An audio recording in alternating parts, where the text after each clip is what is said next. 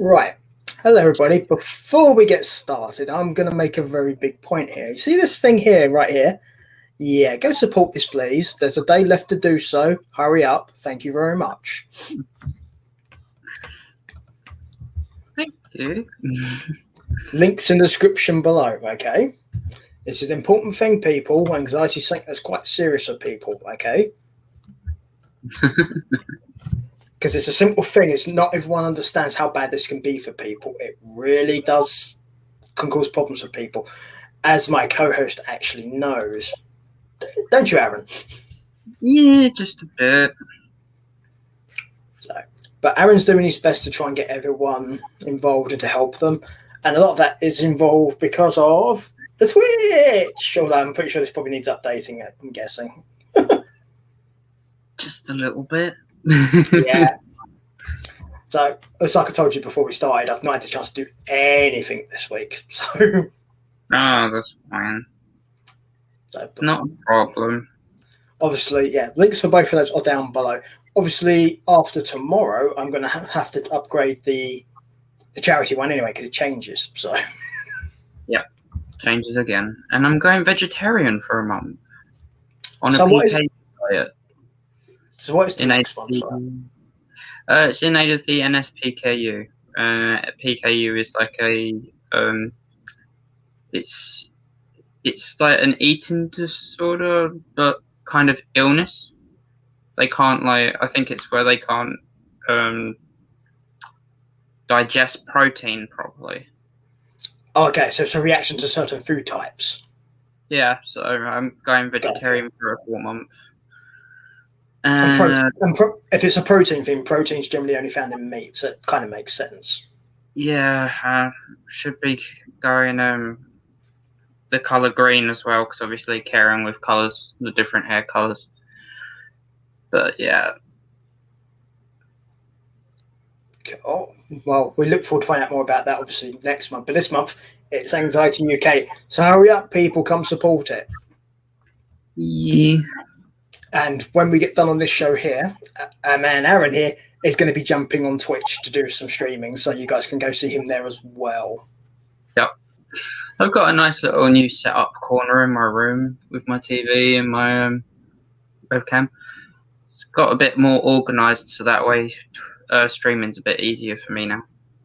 It's always easier. The more you do something, the more you learn from it. So it makes sense. It's just going to get better. Yeah, I mean, where I was streaming before, I was sat back and you could see me on camera, but you couldn't really see my facial expressions. So the way I've set up now, I can actually sit in front of the camera and people can see what my face actually looks like when I get killed or overreact or swear live on stream. So you can laugh. It's fine. Also, I'm pretty sure that's a good thing because people like to see people when it comes to stuff like that, I'm guessing, because I mean, bear in mind what I do for a living, it very much involves people's reactions as to how you engage, whether something's good or not. And the only way you can do it is by seeing them. It's a similar thing. I mean, the upside of it is actually, I forgot what I was going to say. You actually tend to get more viewers as well when you've got a camera as well. It's because they can see you. It's engagement. Yeah, and it makes the clips funnier as well when you use the clips on Twitch, because if you have a really bad reaction, people will clip it, and then that will it can go viral, and it's entertainment at its finest, to be honest. I mean, as long as it's harmless entertainment, I'm all for that sort of stuff. But unfortunately, social media is full of very bad stuff, which, yeah. I mean, it's always good if you're autistic as well, because we tend to overreact tenfold to what normal people do. The entertainment value shoots up there. I know enough autistic people to vouch for this. This is a thing.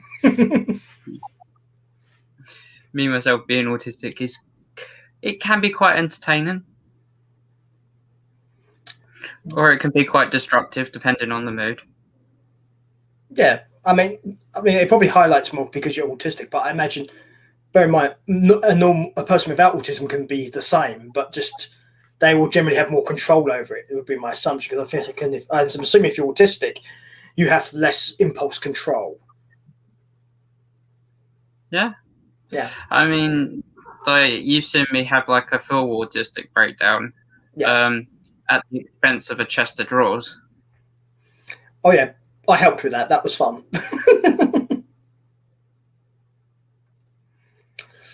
So it's a shame we didn't record that. That would have been good to have used for the internet. Oh yeah. That would have got quite a few people's attention, I think. The fact that I kind of AA'd the chest of drawers as well. Oh yeah, that was hilarious. That was. I think quite like a bit of fun there. Yeah, I mean, the fact that it was solid oak was quite funny as well. It was just how broken the chest of drawers was.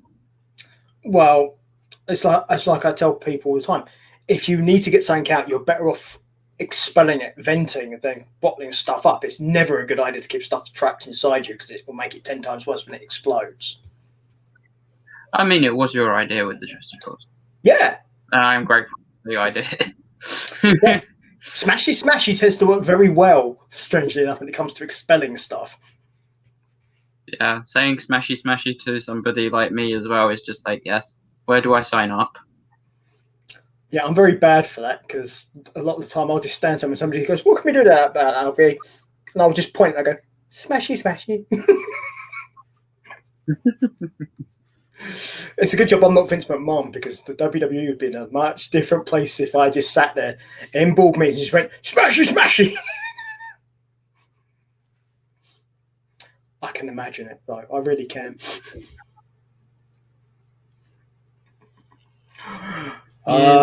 Yes, we do actually have to get onto the wrestling, of course. I mean, I kind of enjoy what we're talking about, but this is a wrestling show, so we kind of need to talk about the wrestling. But before we start the actual shows, I'm gonna mention there's been more releases. A lot of these are backstage releases. Okay, vast majority is people you'd never have heard of. There was one very well-known public one, and it was only 5 weeks after he started the job. Adnan is gone. I'm not going to say that I'm happy, but I'm going to say that I'm not surprised the amount of mistakes he made in the first 2 weeks, let alone. Just like WWE's not for everyone, and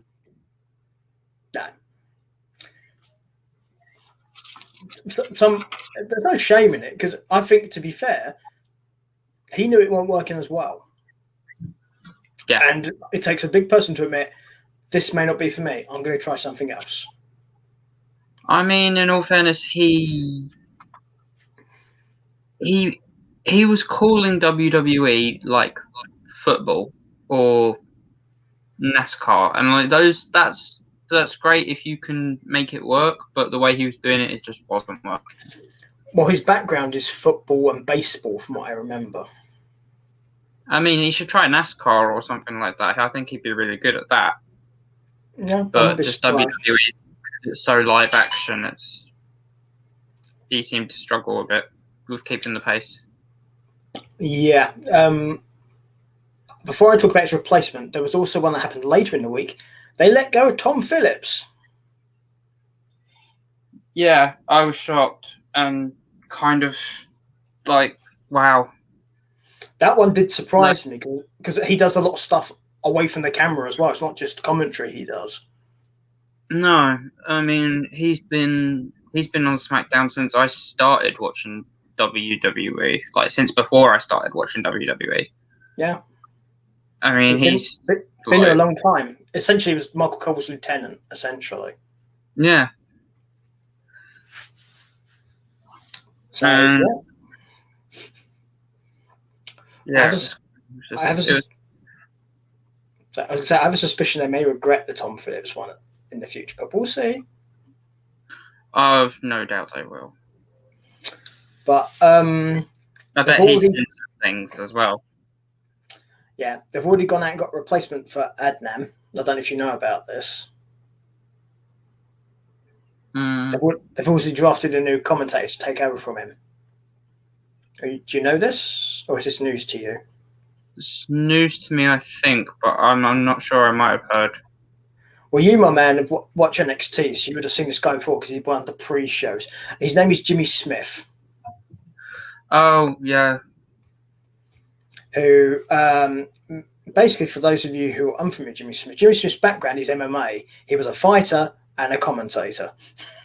Yeah. And in all honesty, he might find it easier to transition to wrestling than what Adnan did because of his background.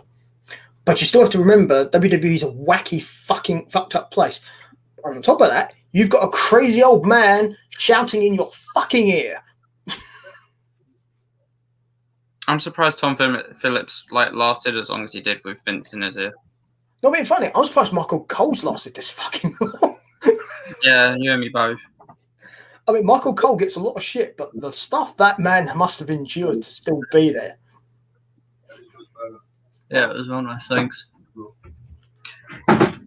Yeah, my brother bought me around a burger earlier, and it was a Wagyu beef steak burger with barbecue pulled pork on top of it in a brioche seeded bun. It's the nicest burger I've ever tasted, and he cooked it using Aldi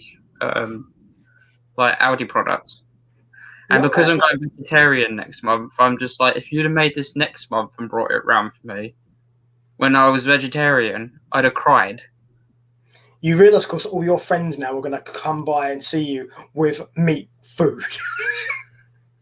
I'm having a bacon sandwich tomorrow. I don't even care. Tomorrow's my last day of meat eating for 30 days. So from the first of the June onwards, people are going to just tease you with sausages and bacon and burgers and stuff.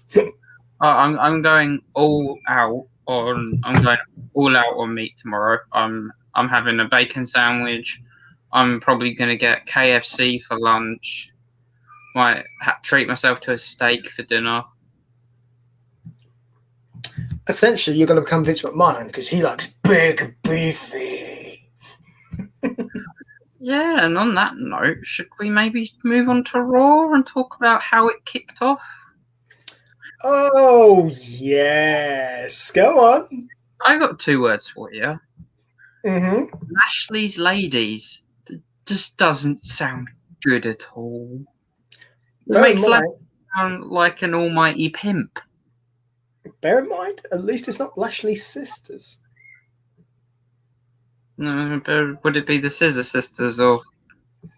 Would you remember Sammy brought out those 3 guys in drag to be his sisters? Yeah. Yeah, it could have been that. Yeah, but do you really think Bobby would have agreed to do that? But Vince will think because he's mid-card. But Vince thinks it's funny shit, right? Yeah, but it kind of just pokes a finger at transgenderism and people who like to dress. Oh yeah, it makes people angry more than it makes people laugh. Of course it does. It came from the mind of a 76-year-old man, essentially. So yeah, we all know it was stupid and it all sucked. I mean, you could tell Sammy weren't particularly into it either, just from the look on his face when he had to do it. But this is what I mean, though. Would you prefer Lashley's Ladies or Lashley's Sisters? This is my point, basically. Yeah, neither, to be honest. It's making Lashley look like a modern-day Godfather. Oh, it does. I thought that era was behind WWE, but obviously not. Oh, don't worry. There's 2 points I'm going to make about that. But my major point being is, if you had to pick out the 2 of them, I think the women are less offensive. However, yeah, Lashley's a married man, and we know he is. Mm-hmm. Okay. I mean, people have seen his wife.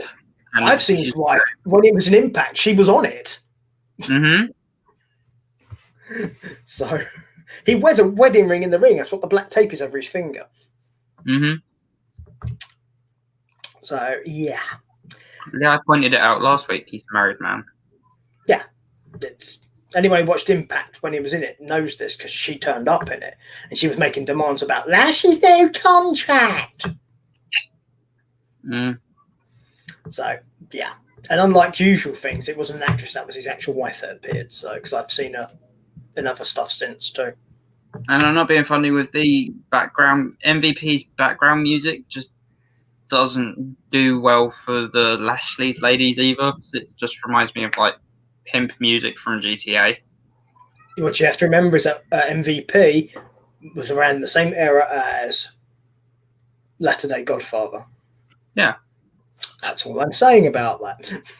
But I do think that region. I do see why you have an issue with it. I do, because I think it's a bit. I do think it's a bit weird, honestly, because I don't see what this does for Lashley. It's a step backward, in my opinion. Just keep the Almighty gimmick. It's fine. It works. Just Lashley's ladies. It's an unnecessary necessity on WWE's part. I'm pretty sure this is probably a Vince thing. I think that's why it's happening. Because no matter what anyone else says it, if Vince wants it, Vince gets it. Yeah, he's probably just bored and fancied seeing a little bit more leg around. But you also got to bear in mind, with Lashley being the champion, Vince pretty much gets to tell him what he wants. Mm-hmm. Do I think it's right? Do I think it's right? No, because but at the same time, it also wouldn't be all right if it's a group of guys either. The point of it is this doesn't suit Lashley at all. What it needs to, if what you need to do, if you kept the bloody Hurt Business, which would have made more sense to begin with, or you just have him and MVP walking around, exploiting the fact that Lashley's a badass and nobody wants to fight him and he kills people, blah, blah, blah, blah, blah. You don't need him to be walking around with 4 ladies who, not being funny, his wife's better looking than all of them. Mm-hmm. So I mean, the MVP and Lashley like promo was just like typical heel, and like it was what it was. And then Kingston and Drew, of course, interrupted, which we expected they would. Kingston's victory over the Almighty last week. Okay, Kingston interrupting, sure, that made sense to me. Yeah, for the exact reason you just said. But why? Oh, fucking why, Drew? I think it was more because he actually helped Kofi with the victory, kind of. Maybe, but this is what makes the match even worse. Yeah, the match was bad. I mean, the fact that it finished in a no contest didn't help in the slightest either. That's my issue with it. Like, if you're gonna do that, do it in a DQ. Don't do it in a no contest where they both lose, because that means we're just gonna have rematch Raw again next week. And it's already been announced there will be a number 1 contender match between Drew and Kofi this Monday. Hello, rematch Raw. Yeah. What I don't understand with this is why you just wouldn't have Kingston beat him. It doesn't hurt Drew. It also gets him away from Lashley for a bit, and it puts Kofi there to be the next person for Lashley. To me, that makes more sense. Yeah, and have Drew go after Sheamus, because they had the start of a rivalry that just fizzled out because he lost the WWE Championship to The Miz. Let Drew go after the United States Championship. I mean, all Sheamus is doing is coming out to the ring each week, opening out an open challenge that's an empty open challenge, might I add. Because we all know who it's going to be. We'll get to that when we get to that match. Yeah, and for the 3rd week now, it's just gotten boring. It's getting boring. I mean, Rio's a talented guy, but seeing him 3 times facing the same guy, it's like the best of 7 match all over again. And it's pretty much the same thing each time. That's what makes that worse. Yeah, I mean, you've got that happening, and on the sidelines, you've got Garza and Drew probably trying to think of another place they can shove a rose to boost the ratings. Vince's ass. Because every rose has its thorn. Anyway, but yeah, again, I don't understand why you would not have a no contest here. As you just said, it leads to the rematch next week. And the thing that's always thrown at Raw, particularly WWE, too many fucking rematches. Yeah, that's why it's been christened rematch Raw. Yeah, and I don't blame the talent for this. Not their fault. No, it's the right. They don't book themselves. It's the writing. It's the booking. Yeah. I say you just can't get the staff, can you? But obviously WWE can because they let so many talented people go. Yeah, and the thing about that is I spoke to somebody, and from what they've told me, there was no reason to do it. They're just trying to operate meaner and leaner. That is what all these releases have been for. Yeah, Because they realised there was multiple departments doing the same job, so just fold them all in one department. Yeah, I mean they're moving to their new office building in 2022, and apparently it's all a compacted place with less office room. Yeah, which is why they've got rid of certain departments and merging them to, and that's why a lot of these releases happened. The backstage ones, anyway. Yeah, but that's 2022, and this is 2021. I know we're halfway through now, almost, but corporations take a long time to do things. So it actually makes sense if you're going to do it now, because by the time next year comes around, they would have got to the place when they structured it, so that would be okay. If you release them too late, you would be trying to restructure while trying to release people. It becomes complicated. I mean, if it takes me 6 months to allocate offices, then fair play to it. But yeah, corporations are notoriously slow for arranging and restructuring anything. So why don't they just do what they do for the matches and pick 2 names out of a hat and hope for the best? Except they actually give a crap about the offices.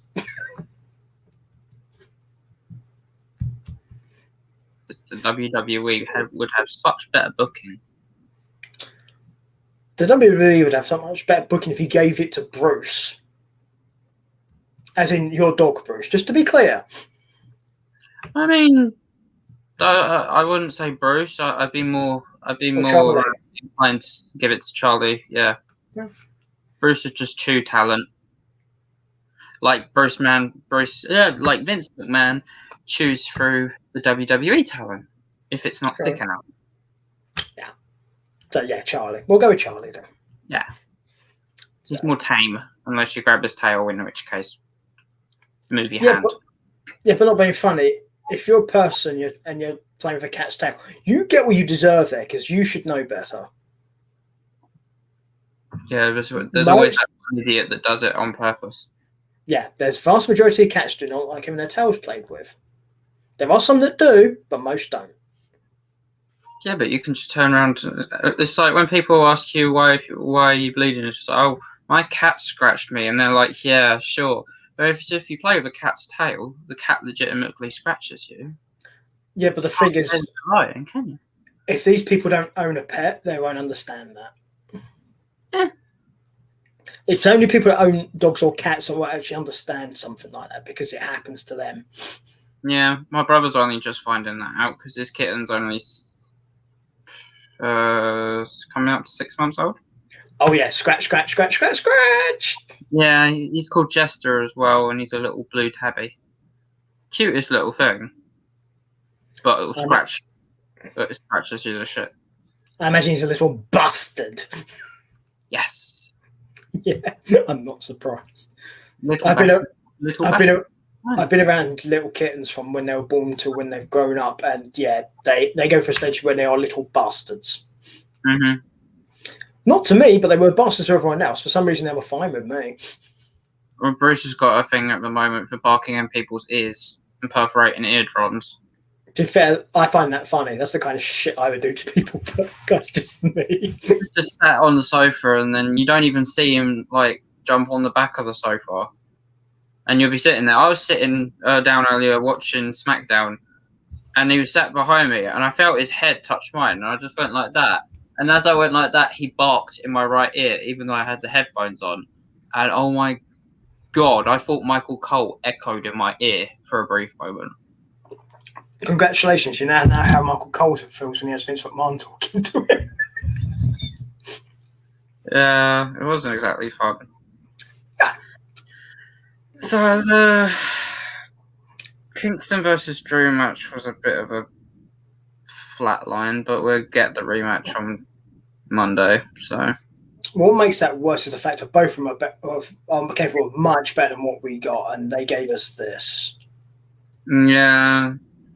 Seeing MVP actually jump in the ring for a change was actually interesting, even if it was to blooming calls a no contest. I was just like, oh, so he can still like set foot in the ring then. He was injured for a bit. That's why he wasn't getting involved in stuff. Yeah, I mean, I did like put two and two together, but I thought he might have been in this retirement mode because of his cane and suit gimmick. The cane and suit thing, I pretty much think is the whole pimping thing. You was talking about it earlier. So, I mean, the thing is, the cane suits MVP. Weirdly enough, it's just one of those things. So we better move on to the fuck up of the beat the clock. Oh yes, beat the clock. Like, this was not a beat the clock. This was a 2-minute match that wasn't even a match. Like, a beat the clock challenge is where you fight somebody and ascertain a time, and then somebody else fights somebody else and they have to beat said time. But no, Correct. 2 minutes were put on the clock, and it was basically countdown to failure. That's why I didn't understand it, because to give you an example, I watched a match, and yes, I'm going to mention it because it relates. I watched a match, this would have been about a year and a half ago now in AEW, where Jungle Boy fought Jericho, and Jericho said, "You can't last 10 minutes with me." So basically, they had a match, and all Jungle Boy had to do was survive the 10 minutes. Mm-hmm. And that was the point of the match. Either he can win the match or last the time. Jericho had to beat him to make his point. Mm-hmm. And I think that works better than what they did here. Yeah. With Rhea and Cross. I mean, it was good to see Nikki Cross out of main event / catering for a bit. Yes. Yeah, that I was happy about. It was nice to see Nikki. Whether or not we actually get a storyline out of this is a completely separate story. She might have just stepped out of main event for a breath of fresh air, and then she'll go back into hiding this week. I think she's going to go back to catering, and that sucks because I want her to be around more. I don't know why she isn't. I mean, what I'd love to happen is for her to turn around this week on Raw and say, "Hey, I got a victory over you last week. Yeah, where's my title opportunity?" Yeah, I'd like that too, because it gives you another person to work with. Why not? Yeah, it's interesting, and it is a victory. A victory is a victory. Win's a win. And she lasted those 2 minutes, and Rhea said that she wouldn't. Yeah. Where's the title contention? I think that's grounds for her to say that. Absolutely, I agree with you. Yeah. So the other thing she could do while she's at it, she's going to start a catering for, smack Alexa Bliss around the head enough so to actually bring her back to the real world instead of being Lady Fiend. Yeah, I mean, it would also be nice to see a Brit hold the champion, a women's title. Yeah, from one of the main rosters. That'd be nice, definitely. I mean, it's quite overdue, if you ask me, with the amount of British men we've had hold the championship lately. Do you know how many have actually held the title? Name them. Sheamus, Drew, British Bulldog. Ireland isn't British and Bulldog never held it. Huh. Oh, just one then. Yeah, it's Drew. I thought Sheamus was from He's from the Republic. He's from the Republic. Oh. What about Balor? Northern Ireland. So Balor would count. Yeah. So we'll get to Balor when we get to NXT though, because I'm pretty sure Balor's the Republic. I may have to check that, but I think he is. County Wicklow Island. Sorry? Bray County Wicklow Island. Oh, I can. It's not the Republic. Don't worry, I can find out one way or the other. Yeah. Because me being smart. I thought the British Bulldog was British. Sorry? The British Bulldog did hold the title, didn't he? Not the world title. I'm thinking Intercontinental. Finnish Republic. Huh. Yeah. So it doesn't count. No. Because the county in question is in Republic of Ireland. That's I just checked. Wasn't because to be honest, I wasn't sure because Ireland has a lot of counties and I don't know them all. Yeah, I mean, I say British, but what I meant was from the region of Britain, like in the area code, in these waters. You mean the home countries, which is the only way you can actually include all of them. So, yeah, because if you say Union Jack Great Britain, you're actually leaving out countries when you say those. So you have to be very specific with what you mean. Yeah, like the British Isles. Yeah. So, the fun one I always have though is when the top you got there, that looks like it's supposed to be the Jack, right? It's the Who's. Yeah. Okay. Do you know how often that flag is misnamed? By the way. Yeah. It's people call it the Union Jack. It's not. No. It's only the Union Jack if it's on a ship on water. Yeah. Do you know what it's called on land?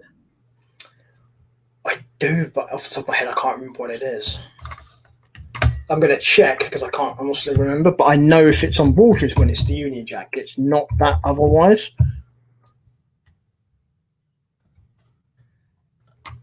I think it's just the Jack, actually. If I remember correctly. Yeah, it's a Jack. It's actually called the Union flag on land. It has both names, the Union Jack and the Union flag. Yeah, it's both names that apply, but it's not the Union Jack. Is my point. Yeah. So, but there you go. So for anyone watching who doesn't know that, now you do. Yes. So, yeah, but the beat the clock thing could have worked if it had been like a countdown challenge rather than beat the clock. Because the other thing you could have done with beat the clock though is you could have put it onto the next match. Because at least then it would have been interesting rather than another fucking rematch. Yeah. Because then there's a stake to it. Can either of them beat the time? No. Probably not. It'd be something different, is my point, rather than just the same tired crap. Yeah. And unfortunately, I don't blame Charlotte and I don't blame Asuka for this. It's not their fault. This is another example of crappy booking. Yeah. So, and of course, another copy and paste repeat. Cedric Alexander versus Shelton Benjamin.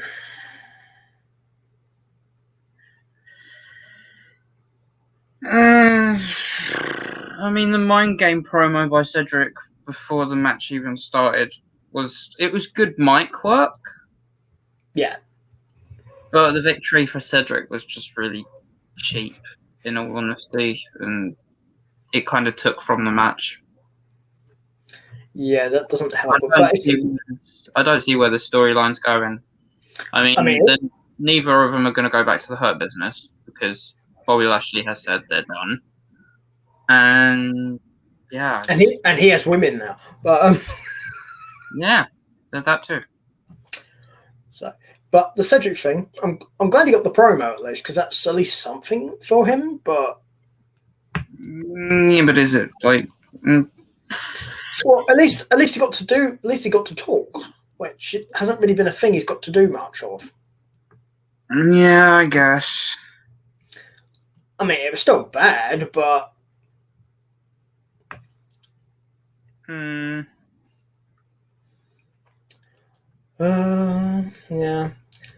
Next match I have is Riddle versus Woods.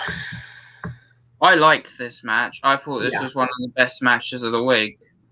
I mean, I was surprised how good it was, mostly because you don't see Woods in single matches like that often. But honestly, this was my favorite match of Raw. This is the entire week. This is the only match on Raw I would tell anyone to go and watch. Yeah, I mean the RKO at the end was really unexpected as well. And I think Hey, even Randy Orton got a shock out of that too, because he commented on Twitter on the WWE post, "Nice move, kid. Just don't steal my shit." oh, you know the team that tags together, RKO's together. Yeah. But yeah, definitely worth checking out that match. It's the best match that's on Raw. Unfortunately, everything else is bad. Yeah. And oh boy, is this probably the worst thing on this entire show. Jackson Riker. Don't even. No. Why? Oh, why is he winning like this? This is dumb. Yeah. Incredibly dumb. Was it supposed to lead to a tag match between Elias Riker and Styles and Omos?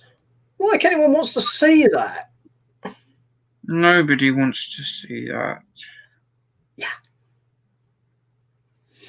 I mean, not being funny. I'd much rather have Elias and fight Styles. That's fine. Mm-hmm. If you're going to have Riker fight anyone, can we have Riker fight Sheamus, please?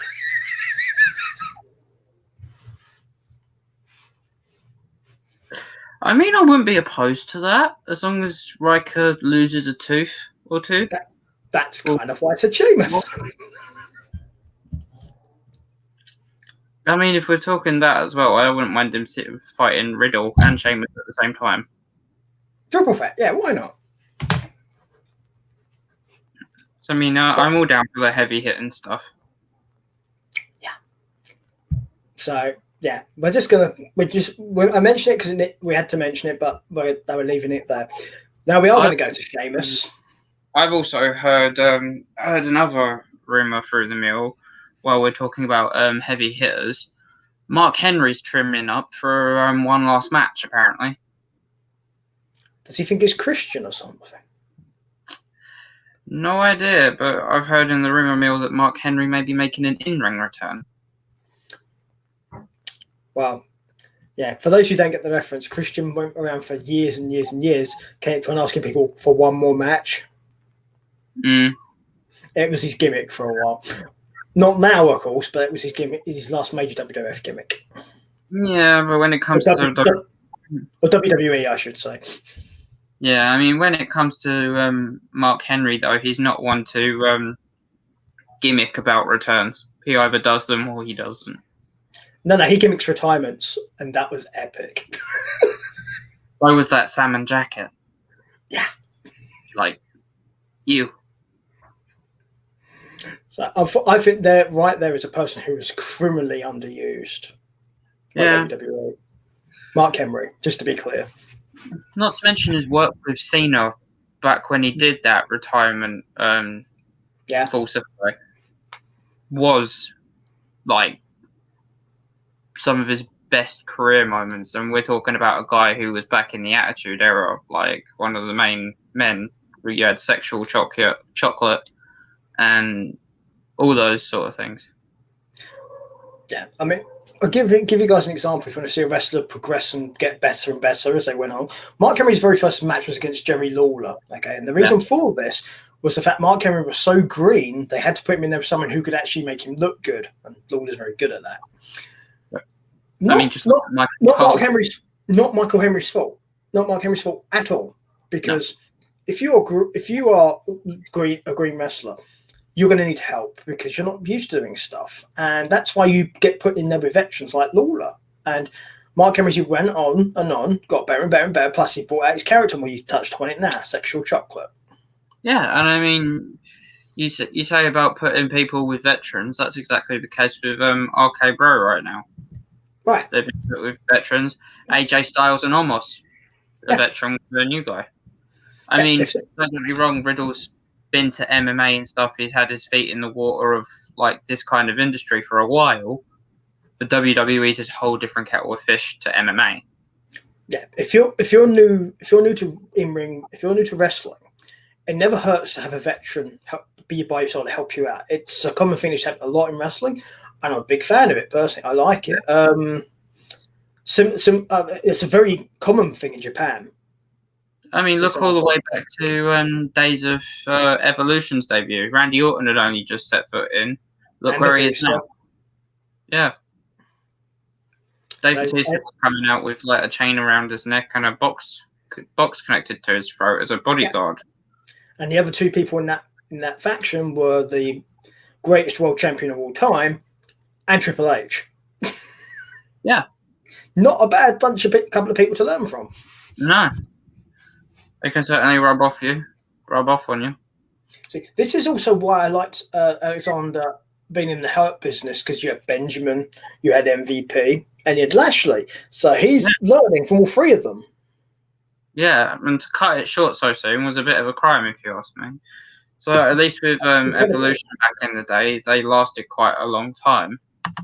And Randy it did what it was meant to do. It made stars of both of them. Yeah, it benefited them both. I can see us talking about the Hurt business 10 years from now, and we say, oh yeah, this could have been such a good thing. We could have had two megastars on our plate. Yeah, it's a what if. It's not done what it was meant to. Yeah, wasted opportunity and a what if, unfortunately, for both of them. I think it's just down to impatience at the end of the day. If they'd have held out on the Hurt business and made it do what it could have done, who knows what we could have had in the future. I think what it is WWE have come out and said this. Apparently, the fans can't deal with long-term storytelling anymore, and this is one of the reasons why you don't get things like that. I'm not so sure about that. I think WWE. I think it's not. I think it's a nonsense. Yeah, I think WWE are just lazy. Yeah, it's exactly what it is. Because if you look at some of the other wrestling organizations or the other companies, a lot of those companies do long-term storytelling, and are the fans engaged to it? Yes, they are. If it's interesting and it's good, your fans will stick with it. It doesn't matter if it's 2 weeks or a year and 18 months. They will stick with it. Yeah, I mean, long term, it's not about that thing. And if we're that bad with our memories that we can't do long-term storytelling, then why are you giving us rematches 2 weeks, 3 weeks in a row? Is it so that way we remember the match? Because we can remember it in 3 different ways for you, if you like. It'll get to a point where if we watch these matches enough times, we would actually be able to call these matches and actually reenact them ourselves. Yeah, it's just like booking. Yeah, we could literally do a video reenacting the match if they keep doing these things. Yeah. Or we just stop watching altogether and see how that pans out. Well, for me personally, because I don't watch these things live, it works out very nicely for me because I can skip the shit I don't like. Yeah, I mean, I can too, but then sometimes you do miss like little tiny snippets of like gold here and there. Like when at the end of the AJ versus Riker match where Elias kind of paid for it. No, I mean, I was quite happy to see that. It was good to see Omos kind of, just in a word, ouch. Yeah, but that's an example of a talent trying to help put over a new guy right there from Elias, and that's what should be happening. Plenty of people did it for Elias when he first turned up. Cena being one of them. Yeah, you know. Cena doesn't put a lot of people over. Kevin Owens.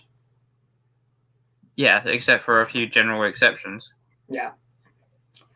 So it does. I mean, it does happen, but these sort of things should happen more if you're trying to bring up new people and get people to care about them. You need to put them over and make them matter to people. Otherwise, they won't give a shit. And why should they? Speaking of Cena, we'll be seeing him. We'll be seeing him soon as well because the first SmackDown back in front of a live crowd. He's going to be making an appearance as well, apparently. Yeah, he'll be apologising to China again. Yeah, WWE's still not happy about that. Nobody should be happy about that because it's not being funny. There's nothing to apologise for.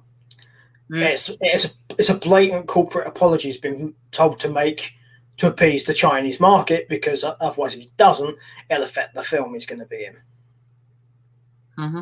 It's exactly why it happened. And for those of you who don't know what film it is, it's Fast and Furious 9. Yeah, he plays Dom's older brother. That we Yeah. never knew he had. Yeah, he plays Durr. Yes. Oh, It's Durr. I thought he played Sub. Because Dom and Sub. Yeah, but bear in mind they've also got a sister, so it'd be Durr, Dom, and Mia. Dom, Mia, and Sub, I thought it was.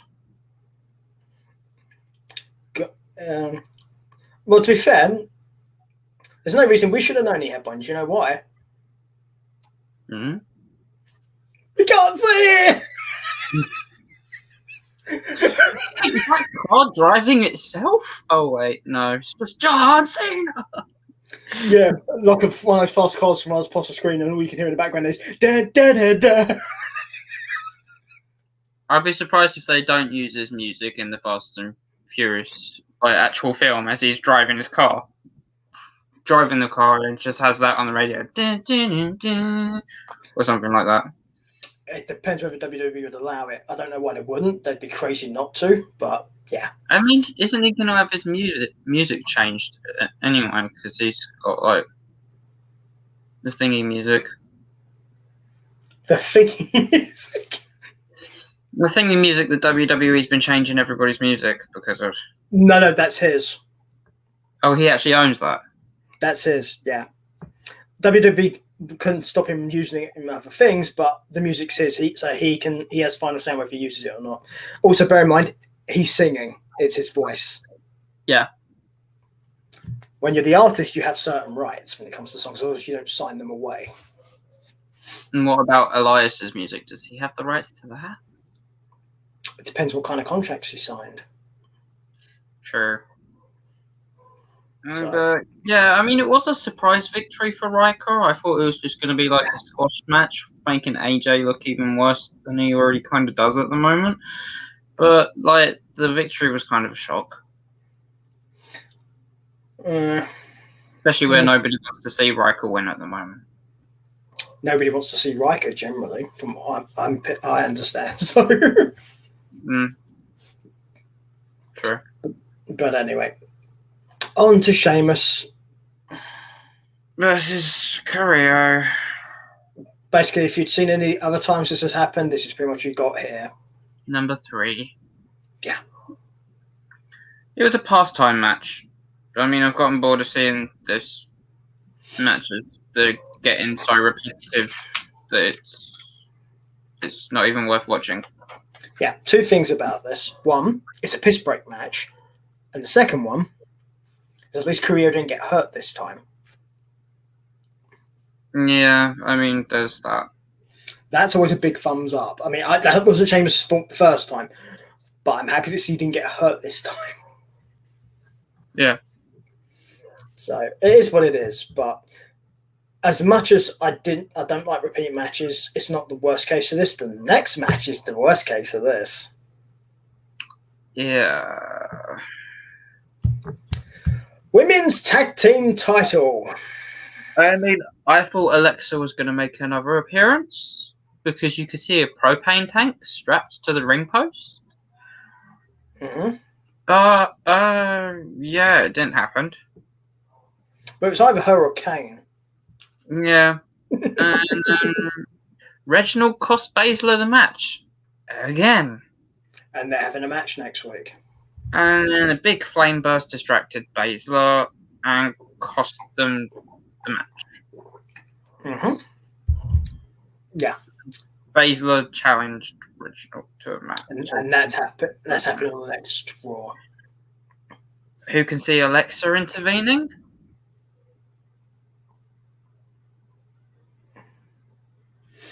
Or Lily making her grand appearance? Yeah. And for those of you who are not watching the screen, we both just raised our hands to both of those. Yes. Just to be clear. Who's actually going to want to watch this match? Watch what match? Reginald versus Baszler.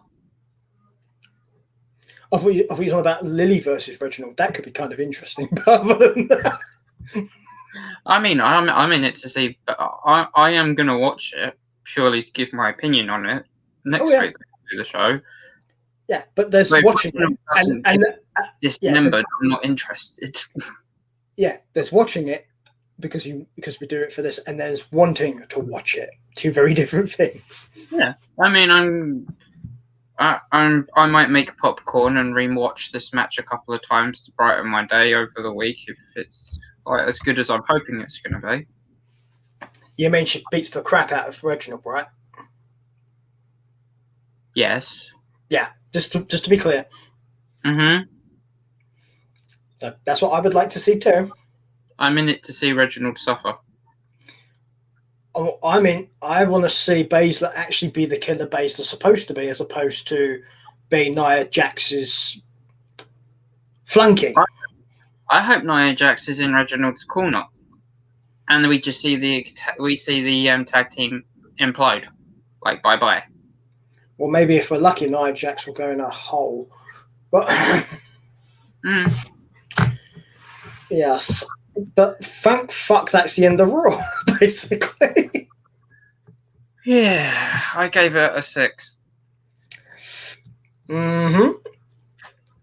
Like, just everything. It was really like it wasn't. It just wasn't. It was. There was moments that were okay. The only reason I gave it was a 6 mainly was because of the Woods versus Riddle match. To be honest, I understand that.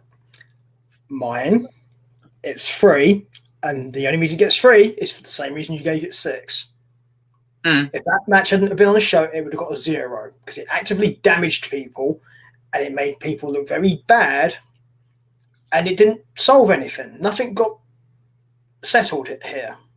Most of my scoring in general is based upon the wrestling factor, not the entertainment factor. Like, yeah, if the wrestling matches are okay, then for me, then good. Yeah, I can understand that one. My score is kind of is reflected by that, but the matches inform what you get generally. And the problem is because of the way some of these matches went, we didn't get anything. So the match basically had no value. It devalued the match, basically. At least for me. In fairness, I feel that Raw was kind of the polar opposite to SmackDown this week. And I'll probably get into that a little bit later.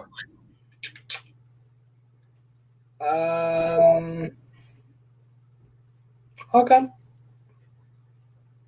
Fair enough. Of course, the next thing we have now, of course, is NXT. Mm-hmm. Which, thank God, was better than Raw, but that wouldn't have been hard. Yeah, I mean, it was a great match to start off between Ember and Shotzi versus Dakota and Raquel.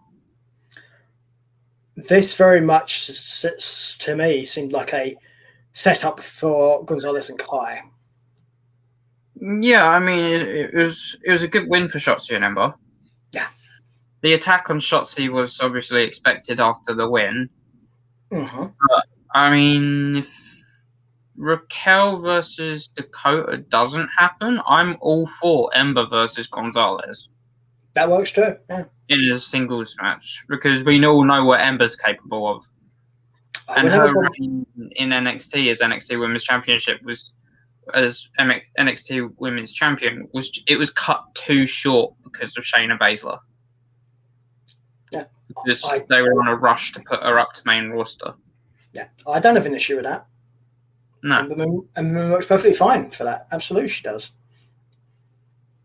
I feel like she deserves it as well after coming back from an injury like that. She might need some building for her to be considered to be put in there, but I wouldn't have a problem with her being in that position if it comes to it. Mm-hmm.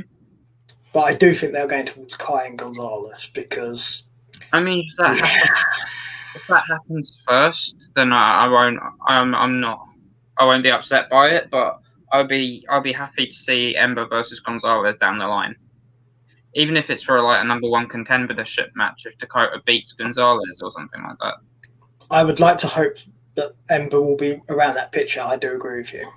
Yeah, I mean, if Shotzi's announced as injured, this week. I can see it happening as like a grudge match. But if that foreshadows like a match in the future for the championship, then I'm all for it too. But I haven't been given an update on Shotzi's condition because I heard that she was hurt. I wasn't sure whether or not it was just a rumor or just I've not heard anything definitive, so I don't know at present. Yeah, I think it probably will end up just being a kinesio tape job for a few weeks. Maybe. We'll see. Yeah, I heard there's something wrong with her arm or something. She landed awkwardly against the ring post. Arms can be hard things to diagnose when it comes to wrestlers, so... Yeah, you never know until you're actually in the squared circle. Or under an MRI scanner would be the other thing. Yeah. So... But the tag match was at least good, which is what you want. I mean, yeah, an appropriate way to kick off the show. It was better than Raw's women's tag match. Oh, yeah. I mean, like, that's difficult. Yeah, kind of emphasizing my point is just how bad Raw's women's championship situation is. I don't get why you just don't have those titles on NXT. Those titles should be on NXT. I don't know why they're not. Yeah, again, they should never have made the NXT Women's Tag Team titles. They should have just given the titles to NXT in the first place. NXT do not have enough women's teams to sustain the division on its own. No. We're just going to get replay matches. Yeah. So, yeah. Unless they're thinking of bringing a team in from TNA or something as a women's tag team. Possibly. You never know. Yeah. Heard that a women's tag team. Sorry, what I was going to say to you is there's always the possibility, because WWE are in a talks with a particular wrestler. You could, if she comes in, her and old Frankie could end up being a thing, because they've got a history, and that's B. And I'm talking about B. Priestley. Yeah, I've heard this too. So that wouldn't be a bad thing. No, I mean, Frankie's not exactly had her feet in the water as long, and if she was to have Priestley come up as well, then NXT could get very interesting in the women's division. Yeah. I mean, not quite sure how that's going to work right now, because I think Miss Priestley's been kind of preoccupied with her other half, who had to vacate the IWGP World Heavyweight title. Yeah. Which sucked, to be honest. Yeah. So I'm not sure what she's going to do at present. But I wouldn't be surprised if she turns up. We'll see. Yeah. Be interesting if he turned up too. Under contract, that ain't happening. Mm. So, yeah, he's got quite a long contract, so that's not happening. Unless that, we'll get to this at the end of when we get to the very end of SmackDown. There's a New Japan, a WWE thing, and we'll get to it at the very end of the SmackDown stuff. Yeah, we'll talk about it then. So, yeah. I was looking forward to this match. I think everyone was looking forward to this match. I mean, I like Bobby's music and entrance. It's very him, if you follow him on Instagram. And, if you saw him in Independence, this is also very him. Yeah, especially with his logo being like forward and first in the Trons and everything. The fish bones. Yeah, the hits to done left quite a mark. Like, he generally split. The fish definitely cashed his receipt, even though he didn't get the win. Yeah, the thing is, though, I don't think Dunn has an issue with taking hits because he gives them out. There's certain wrestlers who, if you lay it in thick, they'll give it to you back, and I think Dunn's one of them. Yeah, and he just kind of shrugged it off, which is very him. Yeah. I mean, what happened after the match was a bit uncomfortable to watch, and I thought, okay, are we going to see Kyle O'Reilly come out and return the favour for what happened 2 weeks ago? And no, we didn't. And I was kind of like, well, what was that all about then? Or was that just Dunn and Lorcan being dicks? Probably that one. Yeah. But yeah, Dunn won. That either. I mean, Dunn won. Yeah, Dunn won the match, but Bobby Fish is one of these guys, at least at present, where losing is not going to damage him. Especially on his return. Right. Whereas if Dunn lost with the amount of momentum he has at the moment, it would have damaged him a hell of a lot more. It made sense in relation to their story. Also, I can see Fish building back up very easily. He's not going to suffer from this. Well, I mean, think of it as well as that Fish is regularly a tag team competitor and not a singles competitor, and has been for the last 2 years. Well, on and off, he's been a tag team partner for a lot longer than a couple of years, because even before NXT, him and Riley were a tag team. I mean, I can see this going one of two ways. Either O'Reilly loses the number one contendership match next week and turns around to Bobby and says, "Do you want to go kick some ass next week?" Because he's pissed that he lost the number one contendership match. Or Bobby Fish comes out next week and says, "I've had enough of you two guys, and this time I brought backup," and we have Roderick Strong return. Well, he's been away for a while, so it wouldn't be surprising. No. So, but Riley and Fish make historical sense because they were the team before the team. Mm-hmm. Having Strong in there wouldn't be a problem either, because literally we've not seen Strong since he quit. Yeah, and we didn't really get to see Strong and Fish team as much as we did Kyle and Strong, or Strong and Cole. Yeah. It's the mixture you didn't really get. Yeah. Yeah, and like what work they did do together, they did really well. Well, that's because they're really taking losses or taking wins. To be fair, both of them, they are both very talented wrestlers. Yeah, and Kyle's already said no, thank you to Bobby, like on live TV. So Strong would be the obvious choice. Well, here's the thing, right? You've got out of anger, I can see it happening. Yeah, you've got 3 members of the former faction who are very talented wrestlers and deserve what they're getting. The other one, you notice who's surprisingly quiet and hasn't been around, and it's been so much better with him not being there. Yeah, who is probably see on main roster maybe in a few weeks. It's where he deserves to be, because he's crap. Yeah. Everyone knows my opinion of Adam Cole. It's not a secret. I mean, I can see him returning when the live crowd comes back. Like somebody, a big name, possibly putting him over, possibly Cena.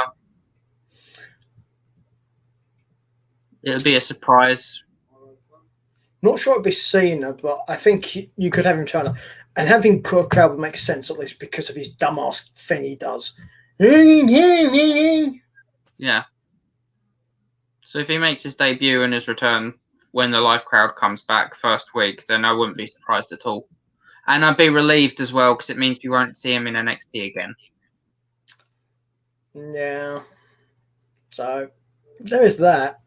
He'll be where he belongs, with the people who get treated like crap. Yeah, but in his case, to other things as well. But in his case, at least it makes sense, because he is crap. So crap for crap. Yes. So, well, as I said before, everyone knows my opinion of Adam Cole. This is not a secret. Yeah.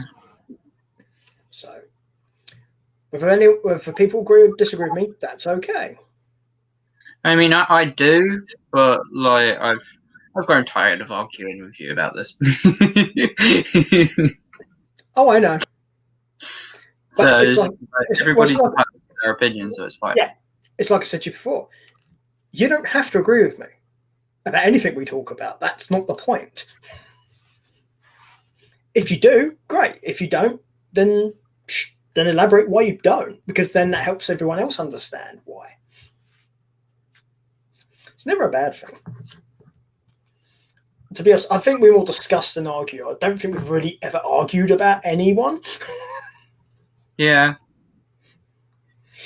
Because I would use discussion because we never get childish and petty.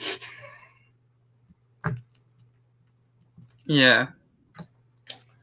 So, but yeah. You could get childish and petty if you really wanted to, but I don't think there's any room for it here because we're both adults. Also, we should leave it to Vince McMahon's booking, which is childish and petty. We're very much agreed on that. Yeah. So Dunn beat Fish, which again, either way would have kind of worked, but Dunn probably should have won. Right. Now I'm pretty sure this is going to be Aaron's favorite thing.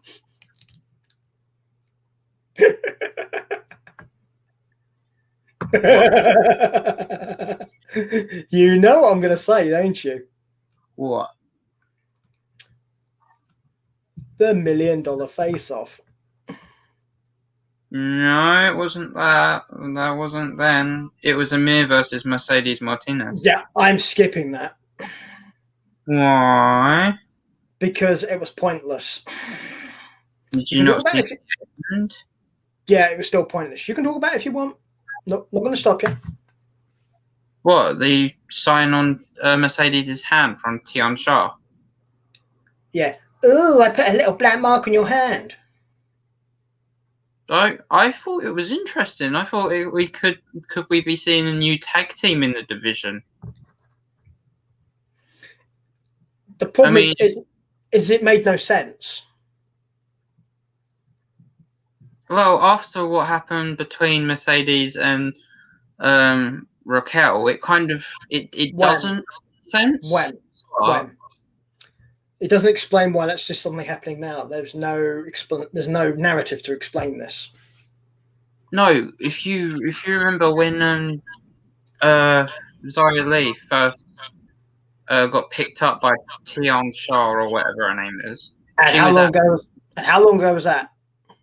Yeah, exactly. I know, but she was at her worst, and she had that mark wrote on her hand, and then she went through all that brutal training, and now she's the badass. Maybe we're going to see Mercedes go through the same thing, even though she is a badass already, and we might get a new tag team out of this. This could be interesting. Possibly, but they need to explain it better because it clearly was a case of I was just looking at it going, oh look, she used a felt tip pen. To me, it was a bit really. Vince broke out his doodle set, did he? I mean, yeah, I can see where you're coming from, but if this does become a tag team, ouch. I know if it happens, not opposed to it. Yeah, I mean, I just think the execution was bad. Do I like the idea? Yes. Yeah. But on the other hand, we could see Mercedes Martinez versus Xia Li, in which case that's going to be heavy hitting too. Yeah, if either one of those is what's going to happen, then okay. If it's a target, then fine. I'll count me in for the match. But again, you're going to need to explain it. Yeah, you can't just have it just appear and then not explain it either way, because then it is really stupid. Yeah, because there could be multiple meanings. There's like two main ones that come to mind. Either one I'd be happy to see. One possibly more than the other, but I'm not fast. Yeah, but give it a bit of like. You do realize there's the possibility it's Lily with a fucking doodle pen. Yeah. I mean, this is why it makes no sense to me, because if you are going to do that to her, show us one of those two people, like Xia Li or the other one, and make it clear they're responsible. That's not what happened here. No. Because sometimes you need to show and not tell. Particularly doing with something like wrestling. People need to have the lines drawn for them. Especially if you're going to be subtle about it. Yes, Grant, WWE doesn't generally do subtle. But in the same case, if they're trying to be blatant about it, then they've done a bad job there too, because it's a case of, well, what the fuck's going on? Yeah. That's my issue with it. Do I like the two things you put forward? Absolutely I do, yes. Sign me up, WWE Creative.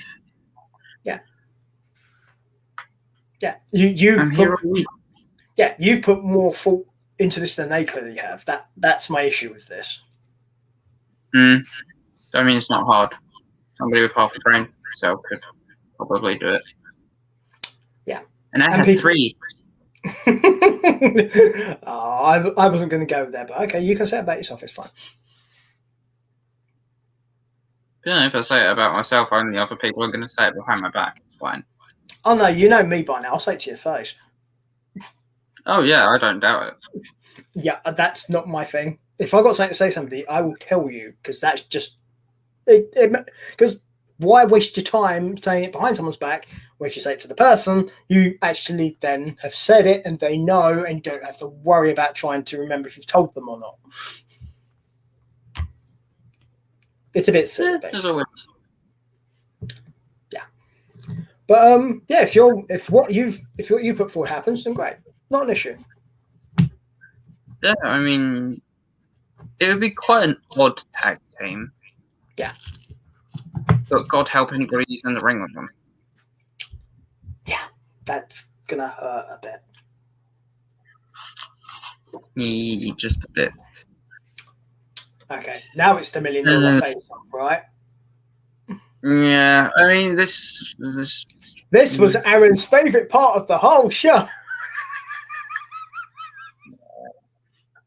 I'll be honest, it was a kind of story build, and it was a bit more interesting than what's been happening in the past weeks, to be honest. I would agree with that. I didn't expect LA Knight. I say, whether you like the story or not is another thing. But there at least was building something here. I didn't expect LA Knight. Yeah, I'm surprised a few people. But to be honest, it worked. If you look at LA Knight's previous gimmicks, he normally is a bit of a douche and lord to every people, which is the same thing as DiBiase used to do. So it makes sense. I didn't get how the whole segment ended, though. DiBiase in league with LA Knight now, or he just making? Did he pay LA Knight to come out and lay out Cameron Grimes or something? Because I'm really confused. There was no context to like DiBiase's laugh. I thought he was just having like a, I don't know, senior moment. Oh no, the laugh was because he was happy. The laugh is because he was happy about what happened. Whether they're in league together, I think you'll probably find out this week on NXT. It was confusing because you had like a really heartfelt kind of moment to start off with, and you're like, oh, that's sweet. And then LA Knight came out, and you're just like, wait, what's happening now? And then it just ended with a laugh and a Cameron Grimes on his back, like. Well, the thing about that is Cameron Grimes and LA Knight actually have a history. So, but this suffers from the previous thing, though. To a degree, this worked as a story builder, but it also left questions which you shouldn't have had. It's okay to leave questions where people can, build anticipation. Yeah, or build anticipation. But him a night makes more sense if you explain what the relationship is, because you could have very easily, if he's paying him off, you can just give him money. Yeah. It's easy. If there's more to it, then show and tell. Yeah. As opposed to make people think, well, what the hell is going on here? Mm-hmm. I do think this is also appears to be turning Cameron Grimes babyface as well. Yeah. From the way this is going. So, which in itself is weird considering he's supposed to be like rich, and rich people are usually heels in wrestling. That's usually how that works. Yeah. So it'd be interesting to see what happens anyway. But yeah, at least it built on the story, which is always a good thing for a segment. Yeah. Did miss a few things, but at least it did something, which does help.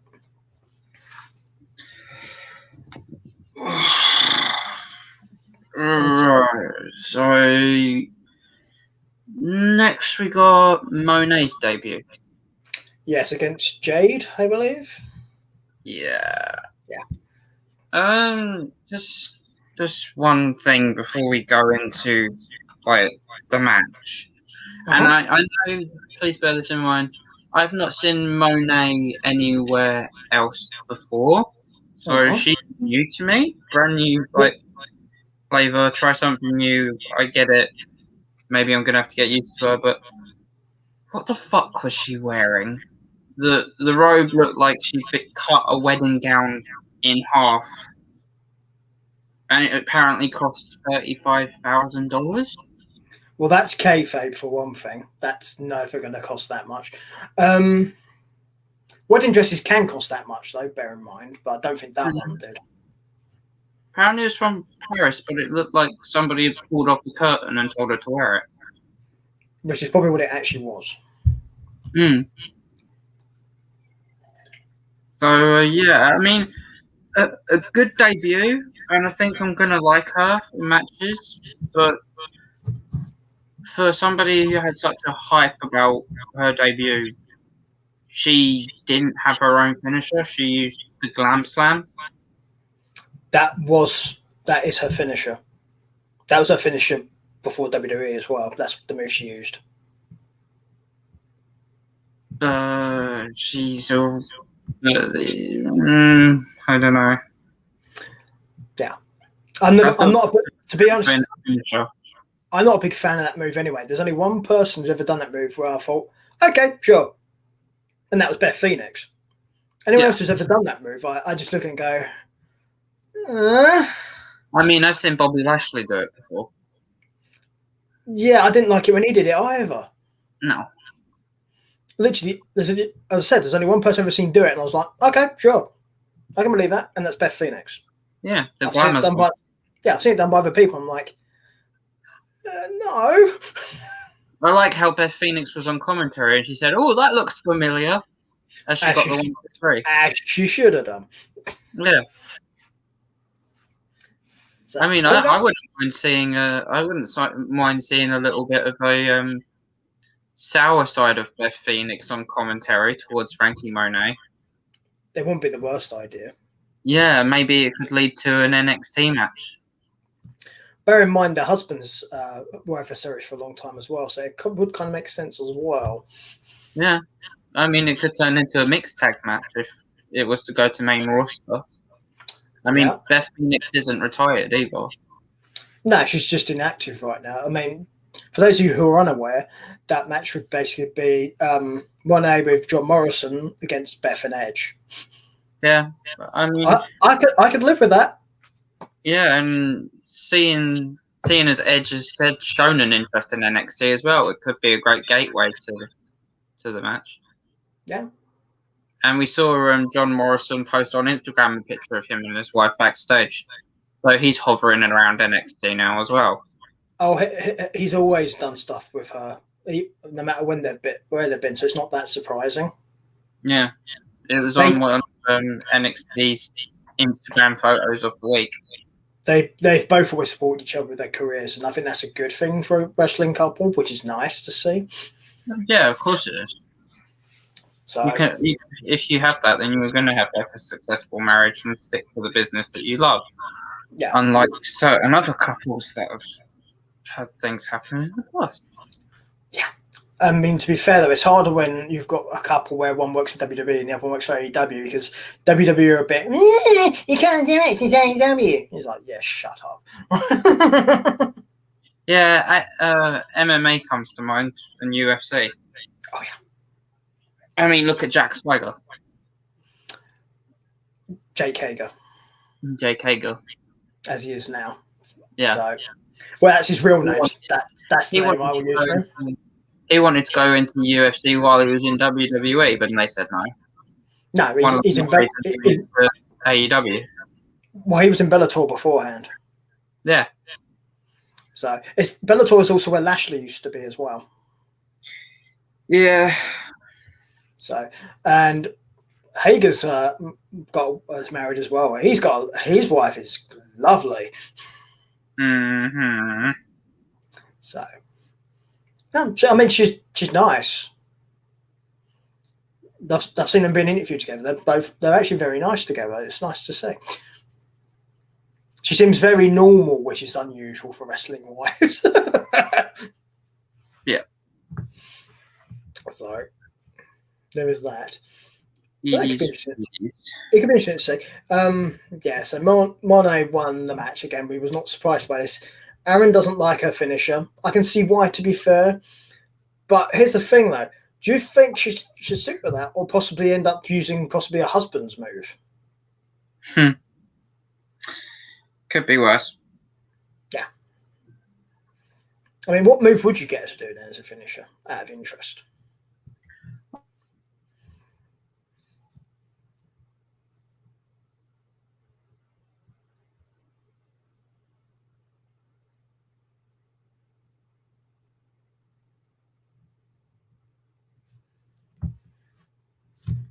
Being frozen.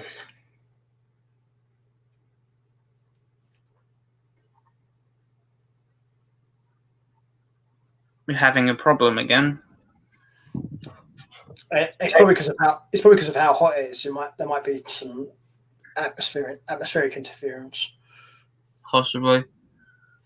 I can hear you though anyway. So as I was saying, that what move would you get her to do as a finisher?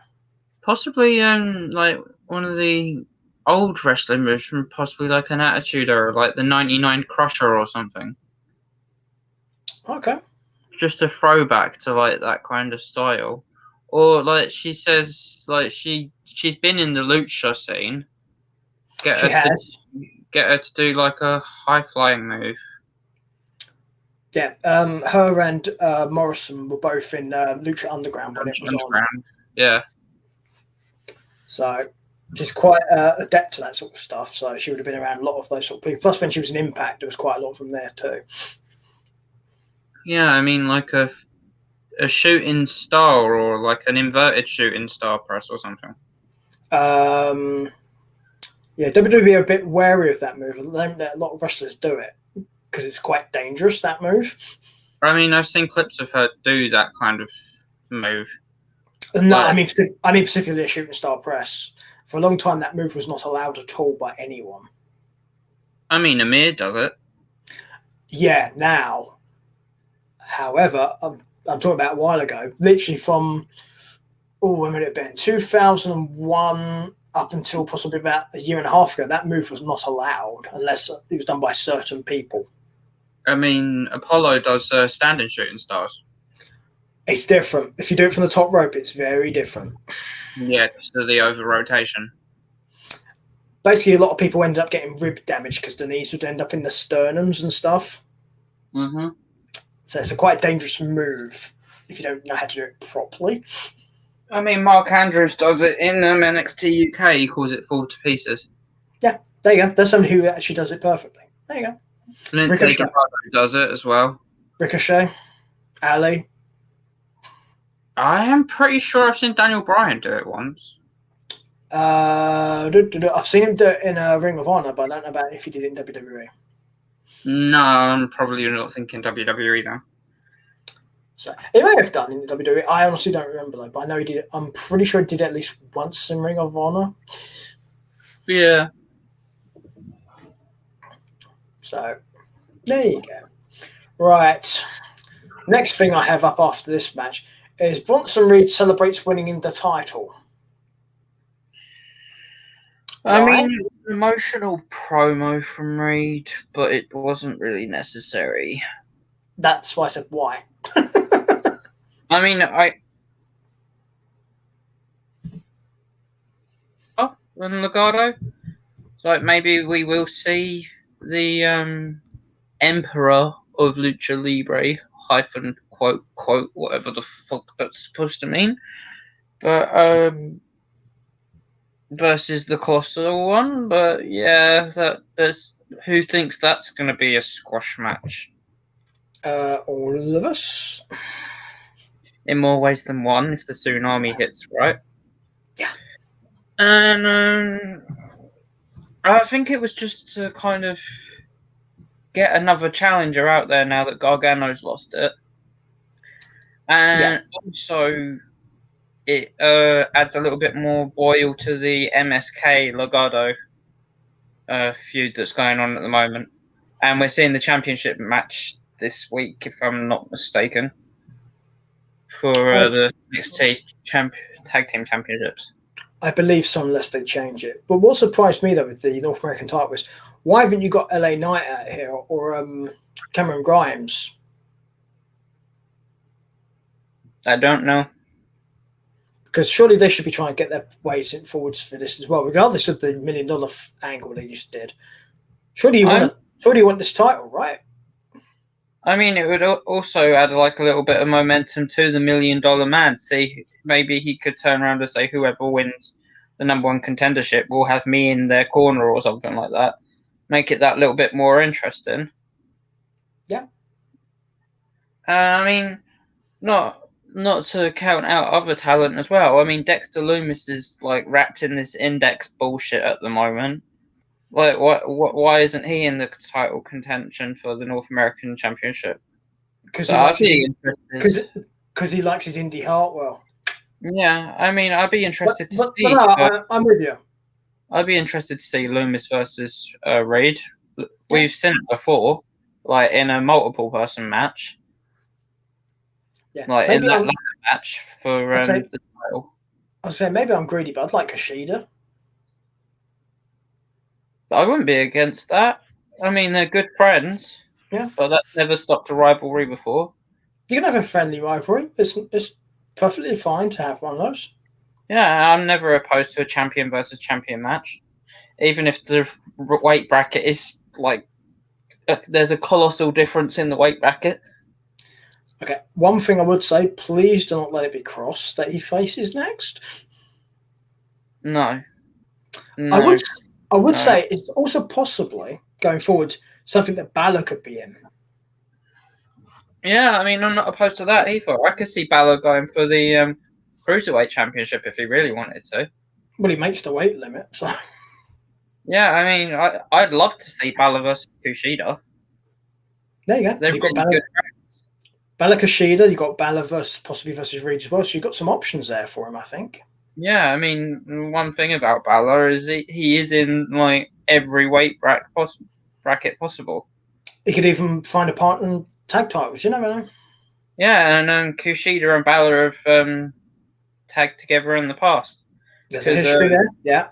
When Balor was tagging with Hideo Itami, they after Balor left, Kushida joined with Hideo. Yeah, there's a history there. Yeah, a certain club. Mm-hmm. Which Balor founded, for those who don't know. Or prefer to ignore the fact that he founded. Yeah. Well, to be fair, it was him and Carl Anderson, so Anderson has legit right for that, but other than those two, no. It's also the club that's gone on way too bloody long.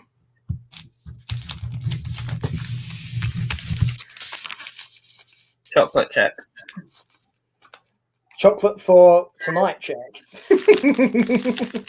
What flavour have you got? Oh, it's a smoothie chocolate, smooth plain chocolate, which I like. Oh, mine's smooth orange. Fair enough. I'm not a fan of chocolate. Yeah, well, these cost me £1 for free, so I don't care. £1 for free? Yeah, there's a place I go. I need to find a place like that. Yeah, if you look around places, you will find stuff.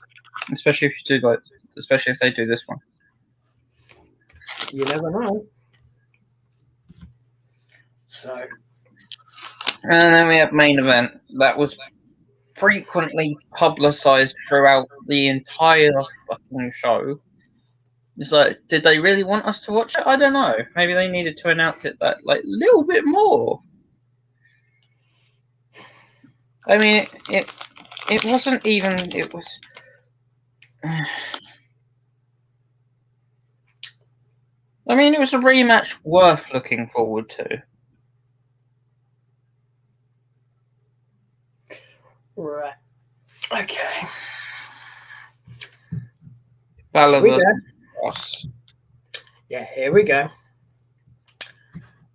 This was the most obvious result of the entire NXT show. Okay. There was no way Balor was winning this match. It was a decent match, don't get me wrong. And I think a lot of that's down to Balor, in all honesty. I mean, I have a really bad feeling that this is not over. I wouldn't be surprised.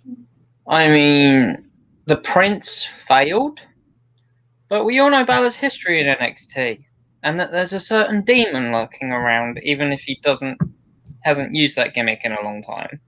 And with Karrion Kross's supernatural whole ordeal thing, Demon Finn versus Cross wouldn't be the worst thing for NXT to do. And think of the merch. True, but I'm not sure how well the demon fits with Prince Balor. Well, you could say the Prince is dead and the demon's back. You killed the Prince, but you awoken the demon. Yeah, it's corny enough to work as WWE dialogue, yeah. Yeah. But, okay, so yeah, Cross won this match. Yeah, fine. But I'm going to say what I always say on every Karrion Kross match that we always cover. 1, 2, 3. I want to see Scarlet Bordeaux wrestle. Yes. I'm not arguing. I've watched match after match of her tape now, and I want to see her fucking wrestle too. Yeah. I'm not saying I'm having to go at you or anything. I'm making a point to the internet in general. Come on. Yeah. Oh, and another thing. Picture break. I mentioned this last week. There was a picture break in the middle of the main event. There was 2 this week. 2 in the middle of a fucking main event that they spoke about all fucking episode. And I was thinking, wait, hang on. There hasn't been a picture break yet as we went into the main event. There was 2! And there was 5 minutes of actual match. And then another one. I was like, did they hear me complaining about it on the booking podcast or something? Did they do it just to take the piss? Why the fuck are we having picture breaks in the middle of the main event match? Why? It makes no sense. It really doesn't. Because if you're going to have picture breaks and you're hyping up a main event like that, have those breaks and other matches on the show so you can leave the main event alone so you can show the whole thing. The Mercedes Martinez match. It was a good match. Could have done with that picture break because nobody really wanted to watch it. Hell, if you wanted to, you could have had a picture break in the middle of the $1 million segment just because it was a fucking shit segment. Hell, why?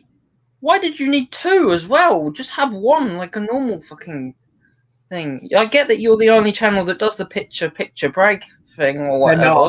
They're not. They advertise it like they are. They're not. Yeah, oh, with a picture perfect break. Well, fuck off with your picture break. It's a common practice in American sports when you go to an advert. I don't like it. Also, just to upset all the WWE people watching the show, AEW Dynamite do this as well. Mm. So, well,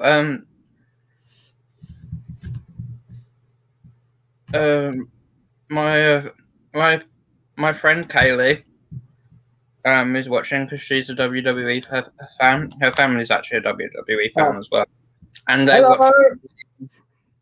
they watch all Elite Wrestling as well. Okay. And so when I told them that I don't watch AEW, they kind of gave me an odd look.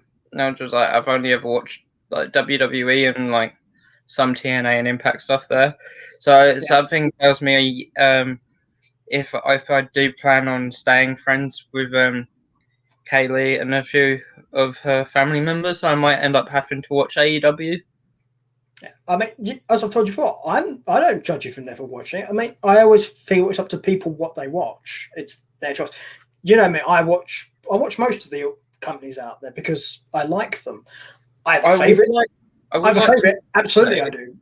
But I like to watch all of them to see what's going on. I would like to also say that I've never watched an episode of AEW with a live crowd. Bear that in mind as well. It's also been a while. It's been a while since I've had one too. Yeah, when I watched AEW for the first time, they didn't have a live crowd, so to me, it didn't appeal to me. Whereas WWE, I watched for the first time with a live crowd, and then I watched them in the Thunderdome and like also the Performance Center. So I've been through all the stages of WWE. Hell, I've even watched like a live event on a recording. And so I've watched like all different sections of WWE from all different standpoints. So my question, like the first time I watched AEW, there was no crowd. Yeah, so that's probably what made me not like it. I'll say to my question to you would be, if your first exposure to WWE was a Thunderdome era show, you probably wouldn't like it either. That's kind of my point.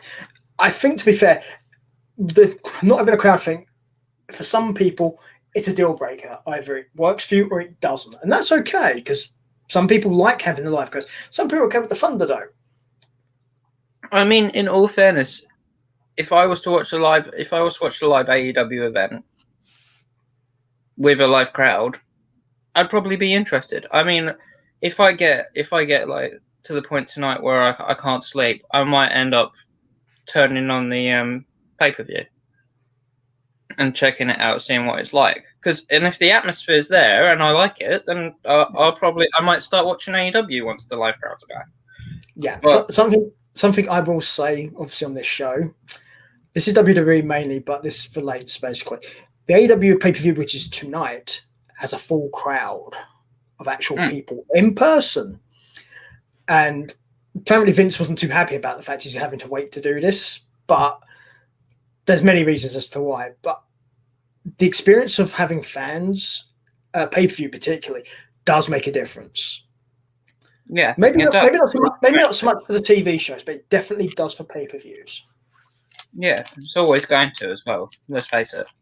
Well, bear in mind, you saw WrestleMania this year, yeah? There was a crowd. Mm-hmm. Made a difference, right? Yeah. Yeah. Didn't affect the booking, but it made a difference, like in the energy of the actual show. I managed to stay asleep through the whole thing for one. No, I'm not asleep. I meant awake. Yeah, I know what you meant. Okay. Yeah, but the crowd helps with stuff like that, particularly on pay-per-views. So, but it's like I told you before. It's up to you what you want to watch. If you fancy giving it a go, by all means do so. I'll be curious to see what your response is and what you tell us about. By all means, let me know because I'm curious to see what your opinion would be. Mm-hmm. So, because me, I like hearing people's opinions because even if it's not the same as mine, it's not a problem because by you telling me your opinion,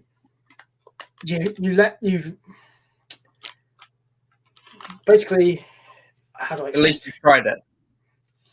One, yes, absolutely tried it, but it's also a case of by you telling me your opinion as to why you may not or may have liked something helps me to understand more about what I'm watching. Yeah. It's never a bad thing. And the thing is, we don't all like the same stuff, and we shouldn't, because we're all different people. Yeah, It may we be don't you, like the it same may rest not. people. Like, yeah. Yeah.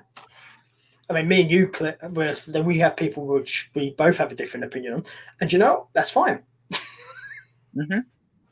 It is how it is. But I will be curious about your opinion if you manage to get around to watching one. Yeah. So, but anyway, so we NXT UK now, which is usually Aaron's favourite show of the week. Oh, sorry, you need to give a grade for for NXT.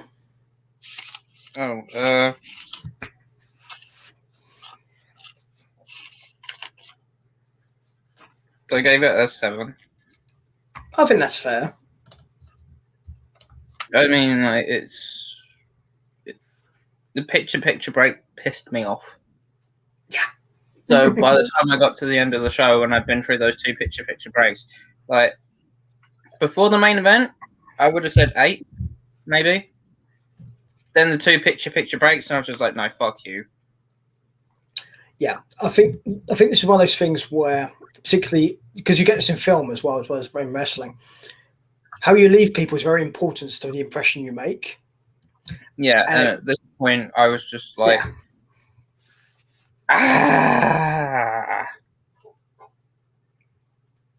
like that's it. That's all I could say.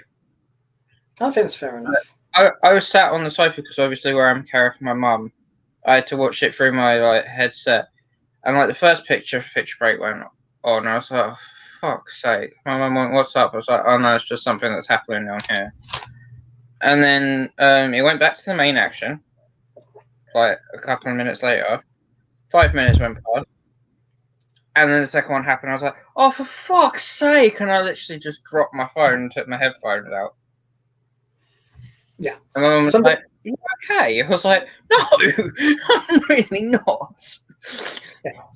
So, something I should explain for our international listeners or viewers is in the United Kingdom, we don't get picture-in-picture. No. It's not a thing in our programs here. The only time we see it is when we watch things like WWE or AEW.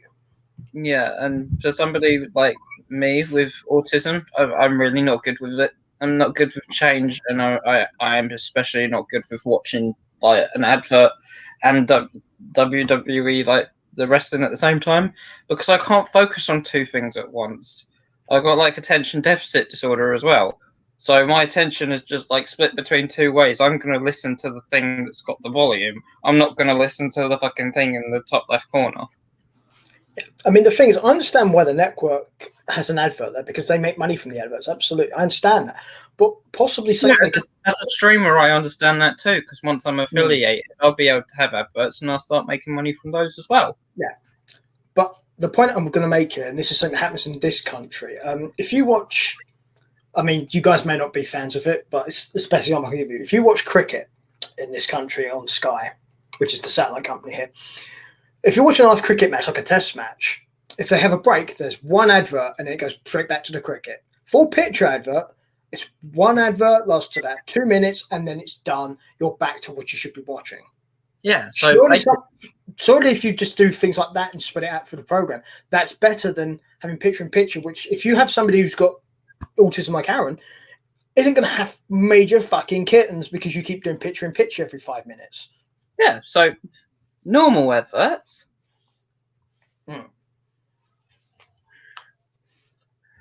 Picture adverts. Get it? Yeah, good. It's not very funny. You should use that for ratings when it's good or a bad show.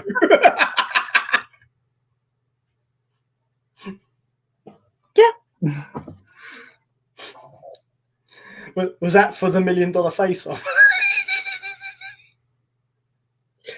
Yeah. That Yeah. I should have got the black and purple one. Well, there you go.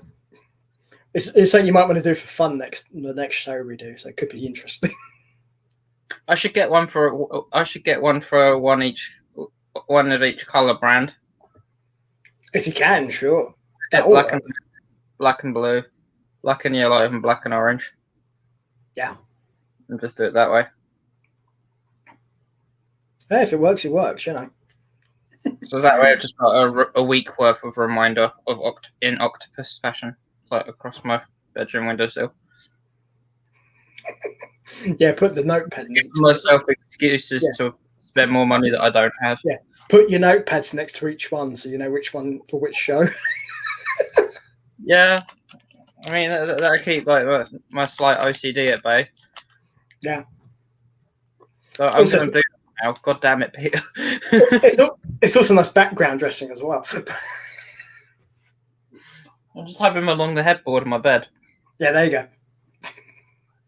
Just have to extend it. Hang on, wait. I got.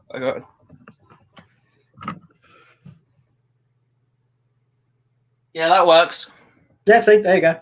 I was like, okay, Mondays. Aaron's going to be spending money. Yeah, that really works. Yeah. Yeah, so, yeah. Wait, hang on. Yeah. See, there you We go. got sorted. Now we just need SmackDown, NXT, and NXT UK. There you go. We'll put those up there. So Nice. I mean that works. So yes, so we're on NXT UK now. Before I end up costing Aaron more money. It is what it is. My poor bank balance. So our first match for NXT UK is Fraser versus Samuels. Yes? Yeah. I mean, the brutal East End Butcher had a good showing. I mean, like, Dar on the outside was tormenting Fraser. Of course he was. And he was actually calling him by his real name as well, which was quite funny for people who don't know Nathan Fraser outside of the ring. He was calling him Ricky, and he was doing it in kind of like a Bianca voice from EastEnders, like Ricky. It was like kind of funny. Well, I'm glad you did the impression. Yeah, for international viewers, if you're not familiar with EastEnders, look up Bianca shouts Ricky. Okay, you'll find video of it and you'll understand. Yeah, but it was a good victory for Nathan Fraser, to be honest. Yeah. Well, it's not a bad thing getting over on Charles Samuels because the guy's quite well known. It's a high profile victory, which helps. Mm. So I think we'll probably end up seeing a rematch between Fraser and Dar somewhere down the line. But that'll be okay. Don't mind that. Yeah, probably not in a rounds match this time. It might be in a case of let's have a Ricky match. No, I'm kidding. They'll probably have like a proper fight or something. Yeah. After this match finished, we had the promo by Ginny and Connors about facing Subculture. Mm-hmm. Yes. Which was it was okay. It was just like kind of like a shout out, like, I've got my name in your mouth. What are you going to do about it? As long as it's only my name you got in your mouth, that's fine, you dirty boy. Yeah. I mean, he's had half his ear bit off for a reason, but yeah, I say about the Nathan Fraser versus Dar rematch, but depends how much is left of Dar, or he came out and was stopped to be interviewed, and while having temper tantrum, called out Ilya Dragunov. I saw this coming a mile off. And challenged him to a match. Mm-hmm. And after what happened the other week on that show, you knew this was coming. Yeah, you knew it was coming, but I didn't expect Dar to have the balls to challenge him. I thought Ilya was going to challenge Dar. Or be that stupid. Yeah, or be that stupid. But, I mean, while he's having a temper tantrum, yeah, I guess that works. But he's going to live to regret that. Yeah. And I think Charles Samuels might live to regret it too, if he gets involved. I don't know why anyone would want to try and get between Ilya Dragunov and anything right at this moment, except for possibly Walter, but that'll be about it. Well, I mean, that's all well and good saying that, but we all know what Charles Samuels is like. Yeah, but I suspect Dragunov might be a bit more than Charles Samuels is expecting. I think Ilya Dragunov's more than a lot of people expect. Mm-hmm. So, I mean, we've all seen what he can take against Walter. Yeah. And we've all seen what he can do to people too. Yes, we do. So yeah, Noam Dar might want some anger management sessions before he starts challenging Walter to a one-on-one next. Maybe he's been getting advice from Alicia Fox. Maybe. Mm-hmm. For those who don't remember, go back and check it. There you go. See, Alicia Fox. Foxy. And 205 special. But the thing is, she was crazy, so you know, if that was her advice to him, at least that would make sense.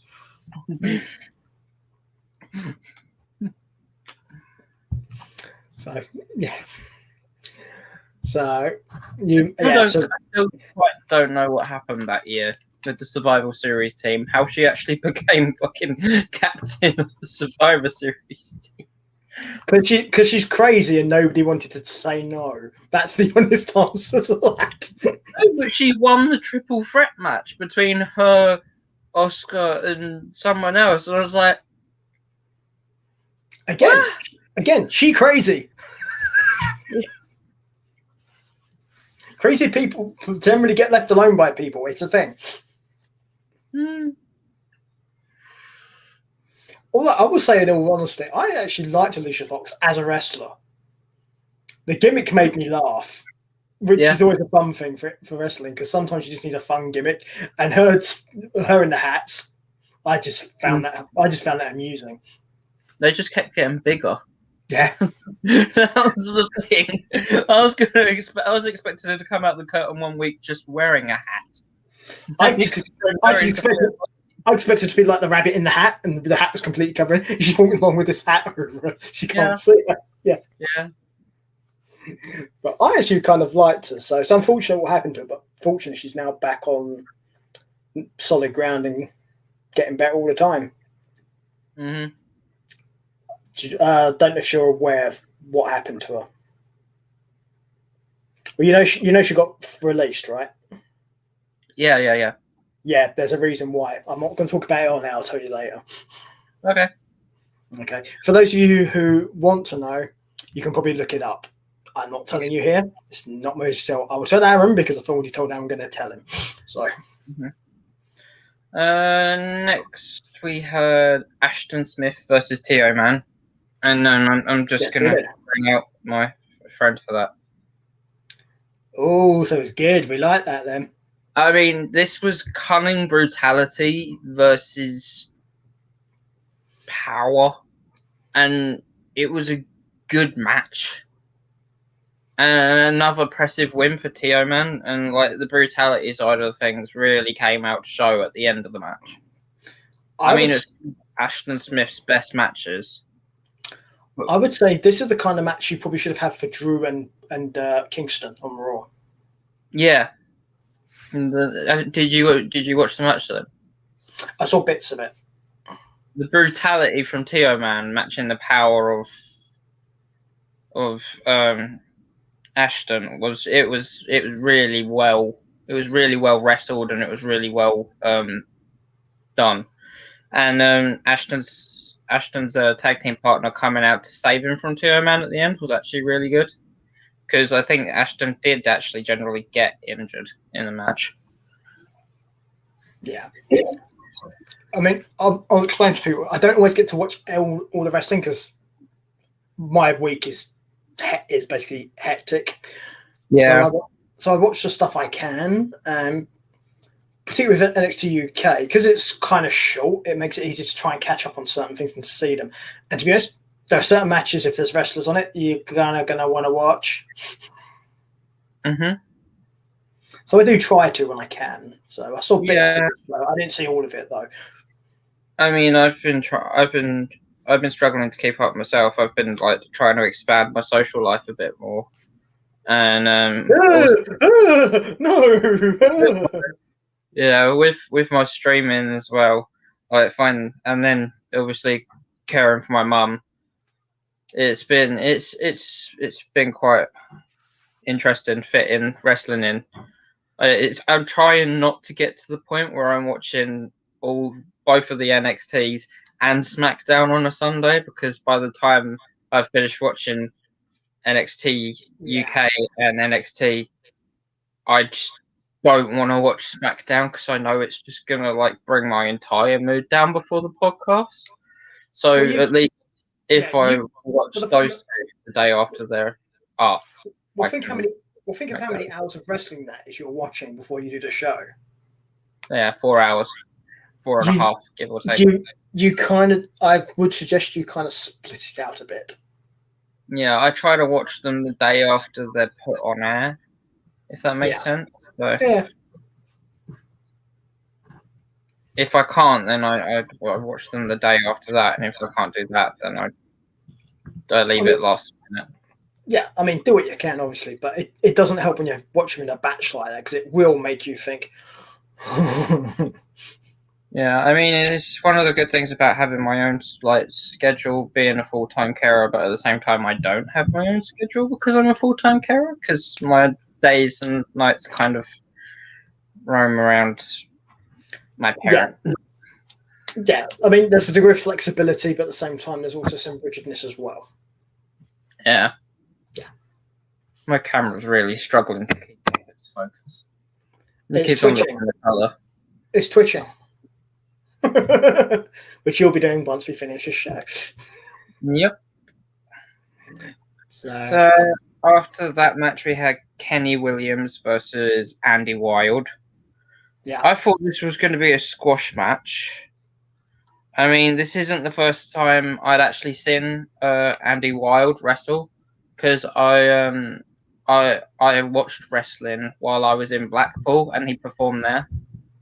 Yeah. And this was like quite a few numbers of years ago. To see an actual face that I've seen wrestle in the UK before in WWE now, I was actually really like chuffed, because I met him before he'd made it to TV. So yeah, it actually put a smile on my face, and I was just like, "Oh my god, I've seen him perform." Like, I get you. I have a similar story with a wrestler, right? And you'll know who this wrestler is, by the way. I'm pretty sure you will. When I was like, this will be a way back now. I think I was like 15 or 16 years old, so it was quite a while ago. I used to go and watch the English wrestling. We used to have it at the Winter Gardens down in Margate. You may remember. Yeah. One of my mum's work colleagues, her son was one of the wrestlers. So we go down there and watch them sporting. And occasionally you'd have wrestlers turn up, from other bits of the country, blah, blah, blah.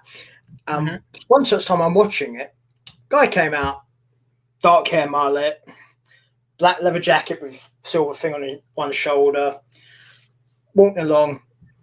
And I got to meet him, shake hands with him. I'm like, it's nice to meet you. He told me what his name was. I was like, cool. I'll keep an eye out for you, because he looked really interesting. Plus, he was quite vicious. Yeah. And a few years after that, he turned up on WCW. Yeah. Okay. And was still vicious. Loved watching that.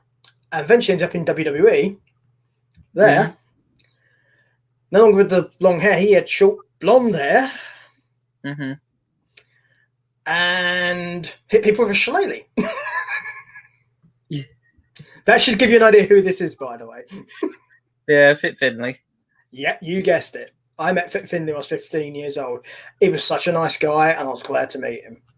I think I met Andy Wilde when I was 12, and it was in Blackpool. I think I also met him a couple of years later in Laysdown at a travelling wrestling show when I was 13, possibly 14. And he was like, "Oh, hello again." I was like, wild. Yeah. He said, "That's my name. Don't wear it out." And I was like, "Oh wow, fancy seeing you here." He said, "Weren't you in Blackpool last time?" I was like, "Yeah." He said, "What are you doing down here?" I was like, "I live on the island." He's like, "Oh, I've been thinking about moving here, but I'm moving up to London instead." I was like, "Oh, that's nice for you." Well, if Like, it's NXT UK, it makes sense to be in London because that's where their stuff all is. well, the NXT UK wasn't even a thought back when I was 13, I don't think. But that's what I mean is he'll be in that area now because that's where NXT UK is. It's actually in North London, Yeah. which is where I live, by the way, for those of you who don't know. hmm I mean, it should be interesting. I'm looking forward to the next Blackpool pay-per-view because I want to get tickets because my uncle owns a B&B up in Blackpool, so I can stay somewhere and actually That'd be cool. I think there is meant to be an yeah. NXT show up that way, so that would be good. Yeah. When the next one's announced, I'm definitely going to be looking at tickets because I want to go see it live. I understand that one. That's definitely. on my bucket list. Seeing a live WWE show. It doesn't have to be NXT UK, but I'd prefer it if it was. You'd want to see one where you've done it. You basically don't want it to be Raw, is what you're saying. That and traveling's a bit difficult. And I think if it was in Blackpool, my mum actually might come with me. Like, she might not, but she might. Well, the thing is with the main roster stuff is they tend to use the O2. Yeah, I've been to the O2, and like I know that area of London, but Which is think I'd be up for it. which is Greenwich for people who don't know, which is in southeast London. Yeah, I went to the O2 not to see wrestling, but to watch Panic at the Disco live on their Pray for the Wicked tour a couple of years back. Nice. I've been there as well to watch a music concert. I saw 9 Inch Nails and Jane's Addiction. I had backstage passes to Panic at the Disco though, so I was nice. Happy. Nice. Was it good? Did you enjoy it? Oh, it was amazing. The first ever concert that I went to, and I couldn't stop smiling after I came out. It was such a rush. That's what you want from an experience like that. It's great having that sort of live experience. Yeah, I mean, Brendan Urie's a complete and utter artist. He's amazing. And he came out for an encore because it was the last night of the tour while they were in London. And he came out shirtless, and I was like, yeah, that I could stand and watch this guy all day. Aaron's turning on Pervision. Pictures of the side screens with him topless. I just took pictures of the screens because my camera couldn't zoom in close enough. Well, that's probably why I had them there, just for you.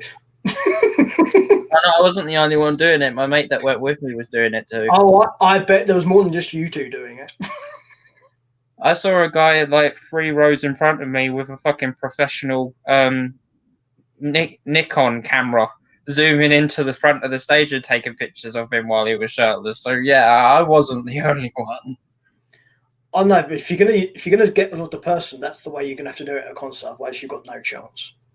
No, I mean the fact that he walked through the live crowd just to get to a white grand piano that ended up being suspended 30 feet in the air was just like absolutely nuts as well. It shows how much of a showman he is. Yeah, it's always a good thing.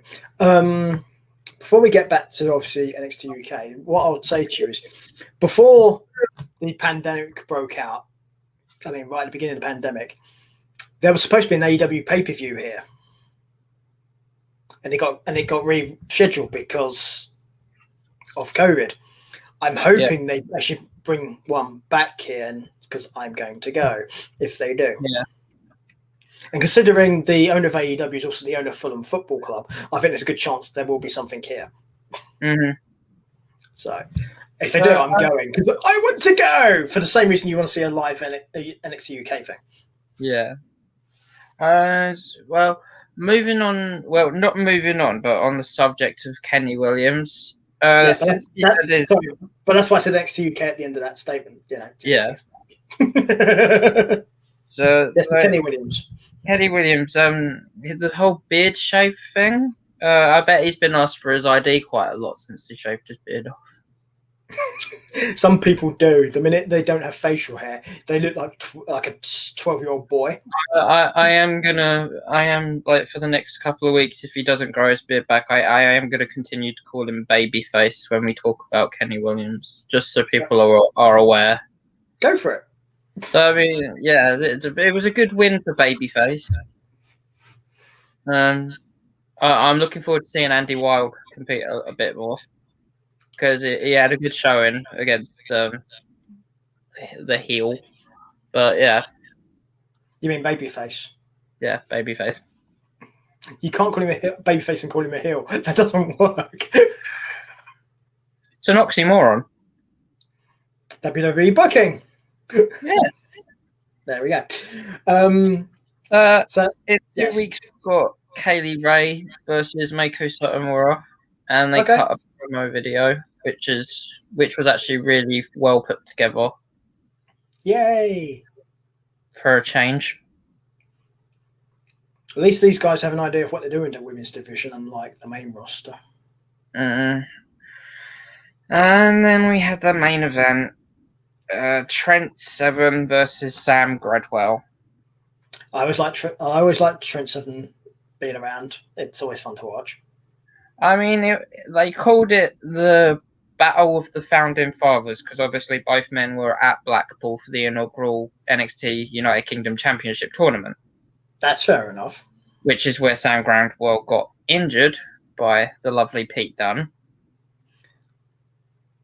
Probably not the only person that's ever happened to, by the way, just to be clear. I mean, no. This match was actually really fast-paced to start off with, which surprised me, because of the size of these two blokes. Well, Trent can do that stuff. I've seen Trent Seven do that before. Yeah. And then it kind of turned into a battle of knee injuries. I mean, it was definitely one of Sam Gradwell's best matches. But I can't put anything against either of the blokes. Like, this match was one of the best of the week. It was but honestly, it was a great win for Trent Seven. But I don't know what they're going to do with Gradwell now. That's the only thing. Well, if they did let Gradwell win this, then I could see it turning into a feud. But being as Trent's won, Gradwell's kind of got to swallow his pride and move on. But I don't know where he's going to go now, even though he is the type to walk around and piss people off. Well, maybe he doesn't swallow his pride and they go. Maybe he's just really arsey about it. Mm-hmm. I mean, I can see that happening. You know, there's options. Yeah, I mean, one of the few situations in which WWE have actually given people options. But saying that, it's on this side of the pond and not that side. So there's well away from Vince McMahon. Yeah. Makes you think if they're going to start spreading a branch to Spain or Mexico and say WWE Mexico or something. They might actually have an NXT Mexico. That would be interesting. Oh, yeah. We'll touch upon when we get to the subject we're going to do at the end of the show. We're going to touch upon NXT branch out because it kind of relates to it. Mm. So, yeah, NXT UK was pretty damn good this week, to be honest. There was only a couple of things. Yeah, I said 8. Yeah, I kind of guessed. There's a couple of things that I wasn't that keen on, but apart from that, nah. I mean, it was better than normal NXT, and it was definitely fucking a lot better than Raw. That's what helped me judge it because of the match gave the other two. So I figured, yeah, this was better than those. So yeah. Yeah. And on that note, being as we're heading onto the SmackDown side of things, I'm just going to flip my screen up for a brief second and do a little bit of a wardrobe change in prep for my stream. Yep, no worries. It's all good. So, okay, I'll actually get to the subject of what we're going to talk about now before we do SmackDown, because that way... I forgot I could turn my camera off. Yeah, no worries. We all forget that occasionally because, streaming. But There's a thing going out. This story is broken by Dave Meltzer from the Wrestling Observer.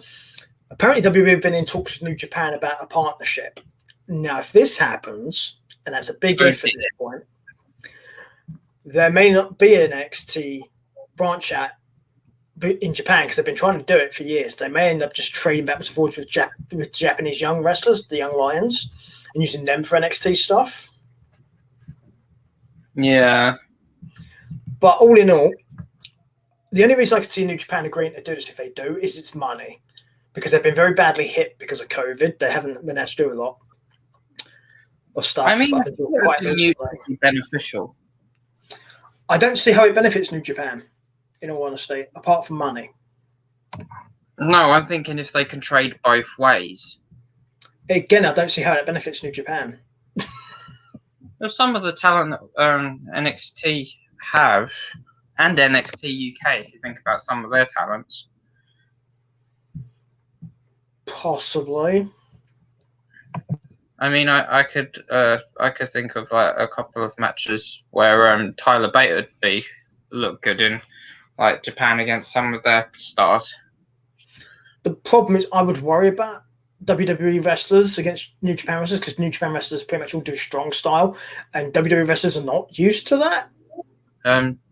Well, you could send Pete Dunne, Tyler Bate, and Trent Seven over there and see how they fare. They're probably about the only ones who would do any good if you put them in strong style matches because they're styles. Walter and Dragunov as well. Think. Ciampa? No, because of Ciampa's neck issues, he couldn't do it. No, Timothy Thatcher. A lot of the New Japan wrestlers' moves affect the neck. Oh, which is why you wouldn't want Ciampa out there. Oh, nice. Part of my own Discord family that I'm a part of now. Ah, very nice. Yeah. Smooth. Suave, very suave. Yeah. But I mean, these two push on the Crow fan much. Cool. I mean, these talks took place back in March and April, and we've not heard anything since then. So I'm not sure this is happening. The reason I mention is because obviously this is news. Here's the counterpoint to this. Yeah. During that entire time period, New Japan wrestlers have been appearing on AEW shows. John Moxley is the New Japan United States champion. Yep. This is why I think this is very unlikely to happen. Mm-hmm. It may do, but because it's news, I thought I should mention it and get your thoughts on it.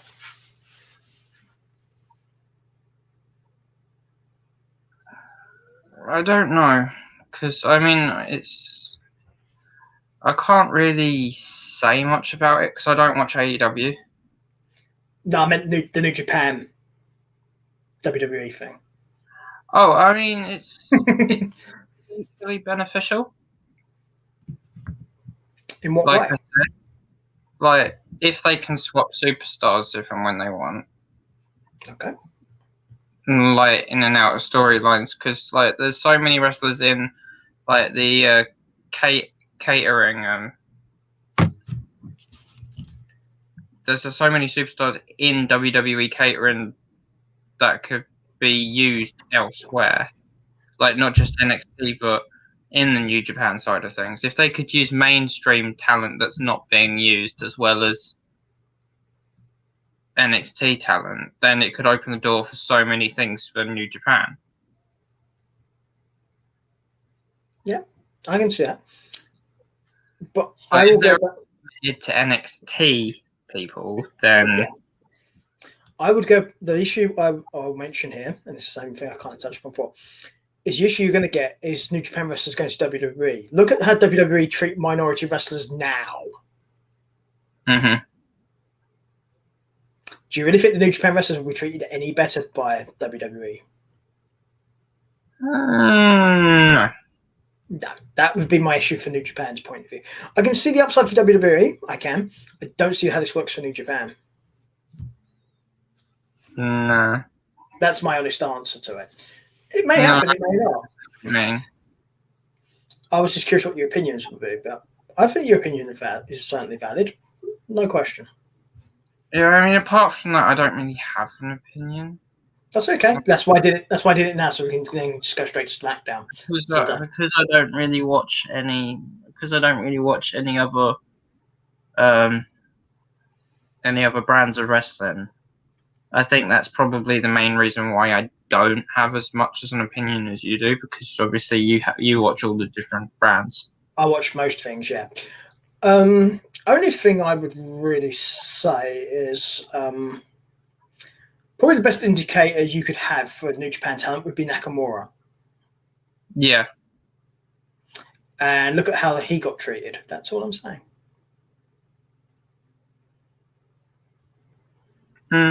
He don't look good. No. I mean, he's being used sub-well at the moment. Better, but not still great. We'll get onto that because obviously Nakamura was on SmackDown.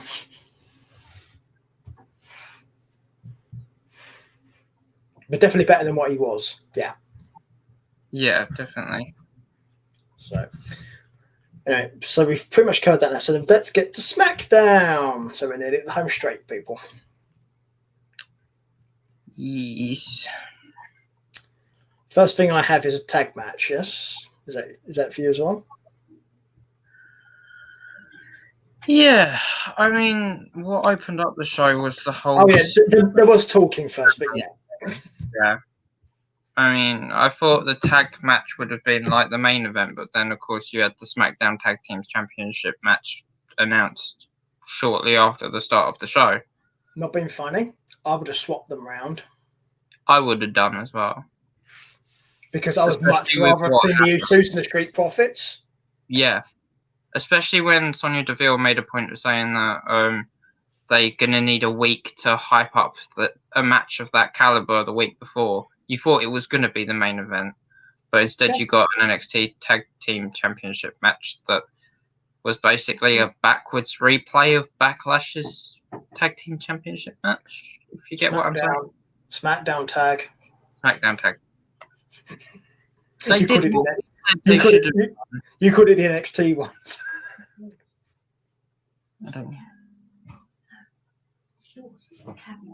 Okay, thank you.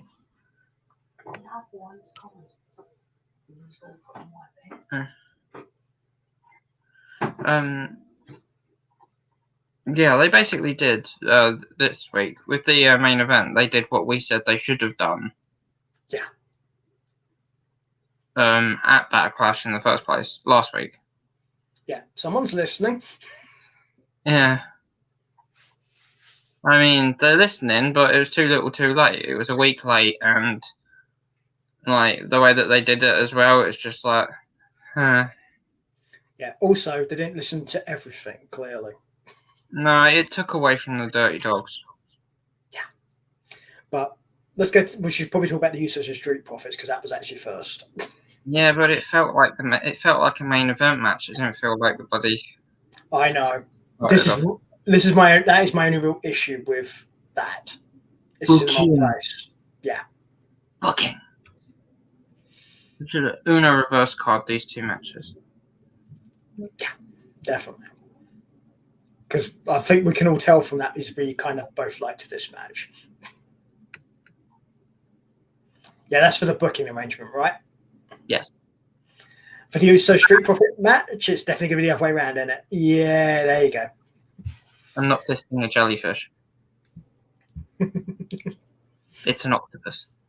Aha. Let's see. So we have the Usos against the Street Profits. I like this. This is nice. I really liked it. I mean, the talk down by the Profits as well, to start off with. I mean, the Usos kind of fell a little flat, but I think that may have just been a bit of mic rust on Jimmy's part. Jay's part. I would say with Jimmy and Jay, bear in mind they've not teamed for such a long time because of Jimmy's injury, so this is their first time back tagging. Yeah, so the promo side of things did fall a little flat. I understand that. The match even started. I think legitimately that's probably why that happened. I think it's more rust than anything. Yeah, and I mean the whole like Samoan family thing where Jay's kind of like unsure about whether or not he should be back with his brother at the moment as well. Like, so that kind of like added to the kind of feel of the match throughout. It's like Jay was like a lot more aggressive. And Jimmy's not accepting Roman as the head of his table. No. I mean, like, ring rust. What ring rust? There didn't seem to be any ring rust, like, in my opinion. Yeah, it's a weird thing. It's a weird thing with either of those Usos when they get injured and then come back. They seem not to have any physical ring rust. Their promo mic skills tend to have a couple of issues, but it's generally not a physical one. Yeah, they did that physically. They hadn't mean to have missed a beat.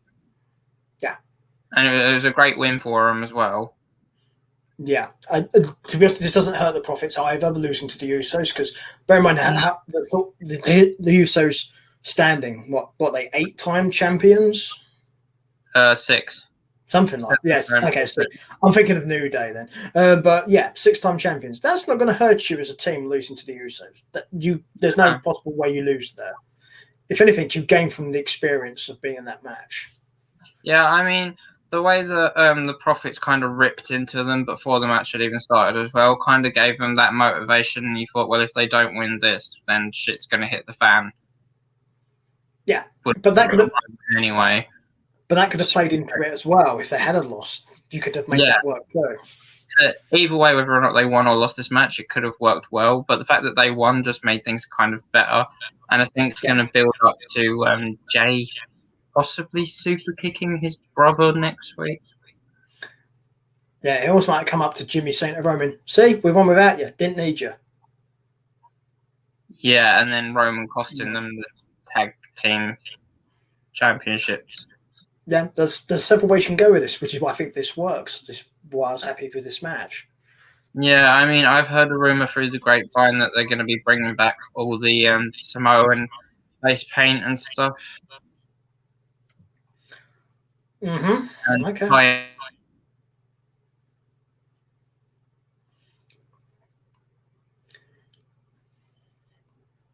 The problem with that, though, with the face paint, particularly with the Usos and Roman, if they're all going to do it, is it's very you'd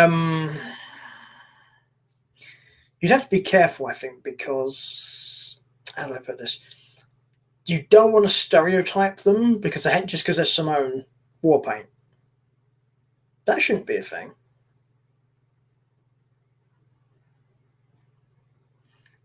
They should be recognised for the talent they are. I mean, if it's just going to be a case of they just happen to have it on, then great. But it shouldn't be like a big, oh, we're doing this because we have to, Samoan, blah, blah, blah. No, because that kind of stinks of WWE telling them to do it.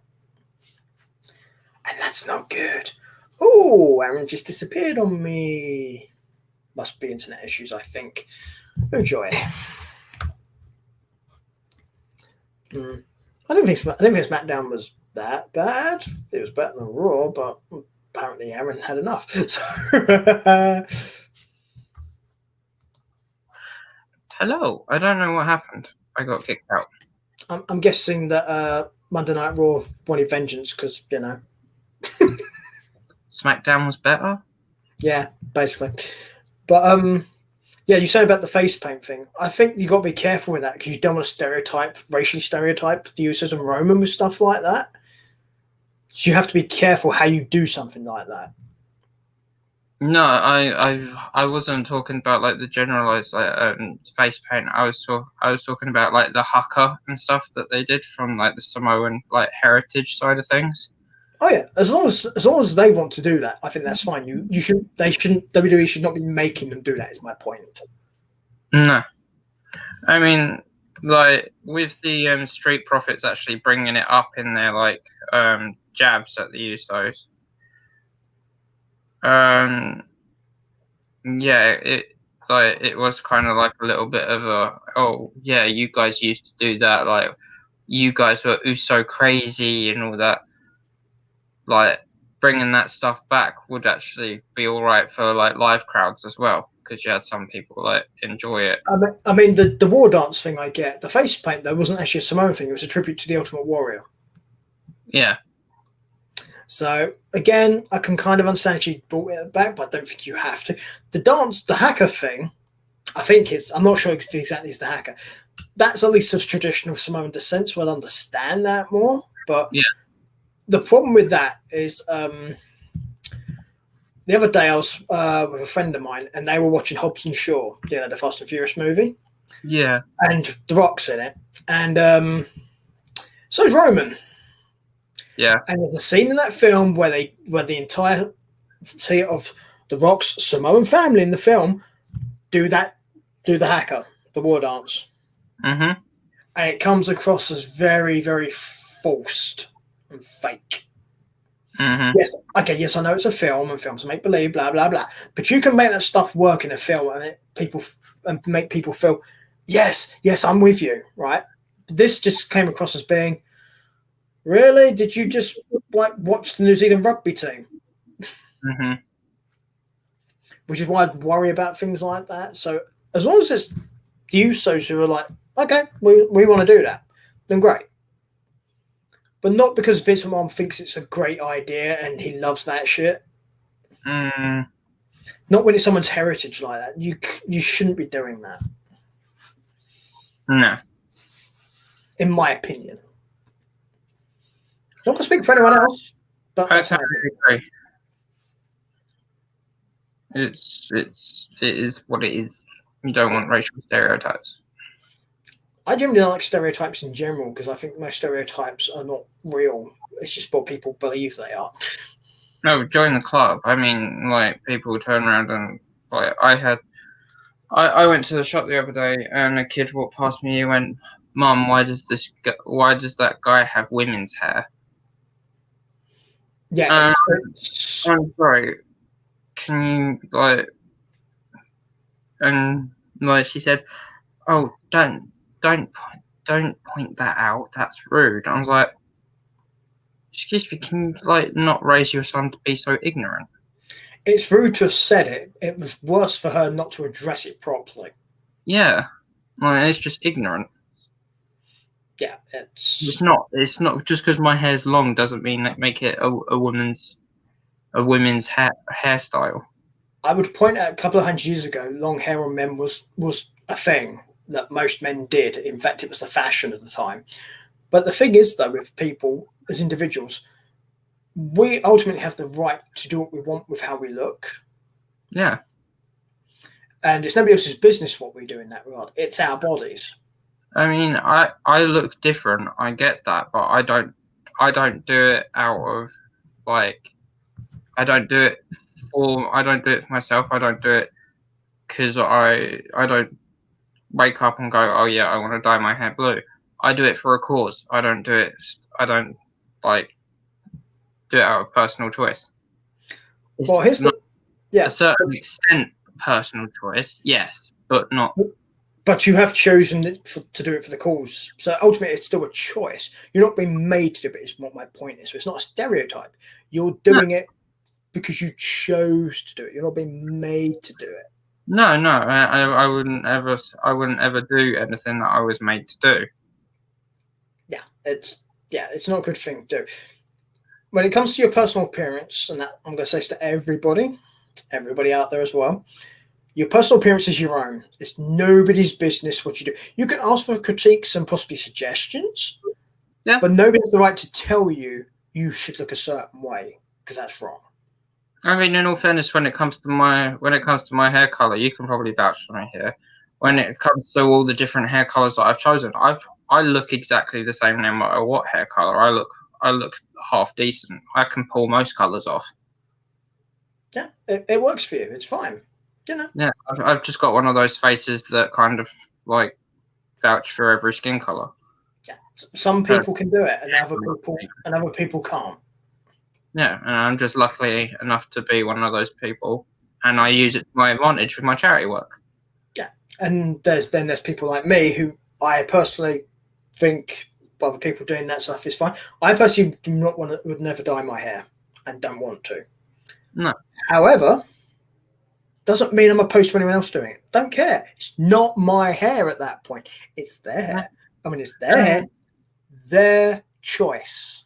It's also like a thing. Also, thing is, when I shave all my hair off for cancer charity, like I can do my work with hair or I can do my work without hair. It doesn't really matter. Yeah. And Again, I can pull off both looks as well, so it doesn't really matter to me either. Well, again, it's a choice. You made a choice that helped people. It was a consequence of your choice that it helped other people, but you still chose to say, "I will do that." Yeah, I mean, I work for myself at the end of the day. Yeah, I work for what I believe in, and nobody can change my mind about that. Yeah, unless you work in a high-end store or high-end hotel, generally your physical appearance for most jobs means nothing. No. For most people, you can do it. There are certain restrictions on piercings and stuff if you work with food, but that's just hygiene. That's not somebody telling you can't do it. That's just, I don't want my food infected with stuff. That's just being sensible. That's not a restriction on anyone, really. That's a case of, I don't want people to die. Yeah. So, but for the most part, there's very, very, very few things where you should be stopped from doing them when it comes to your appearance. No, I totally agree. So, anyway, now I've got back. Let's get off my soapbox because I get too comfortable in it. So next match segment. Oh yeah, we'll do the segment. And move on really quickly. Yeah. Ziggler and Roode, blah blah blah. Yeah, next. Yeah. Blah blah blah blah blah blah blah blah blah. Moving on. Yeah. Is it Bianca and Carmella? Yes. No, Tamina and Natalia versus the Riot Squad. Oh, okay. I've not got that in my notes, so. This. At least this was a different match. Yeah, I've got 3 main points to this. Go for it. I don't know why this match happened. Was this not a title match? No, it wasn't. Okay, right. And I wasn't upset by it, by the fact that it was booked. Okay. But I thought it could have been done better. The booking of the match. Wise. Oh, booking. Okay. I mean, we didn't see it, but apparently Tamina got attacked before the match even started. Why would you show that? Because they put the ad break there instead. See, this is where picture-in-picture actually is useful. Yeah. Worse, when they showed Tamina on the floor ringside, she had her head under the ring watching the monitor underneath the ring.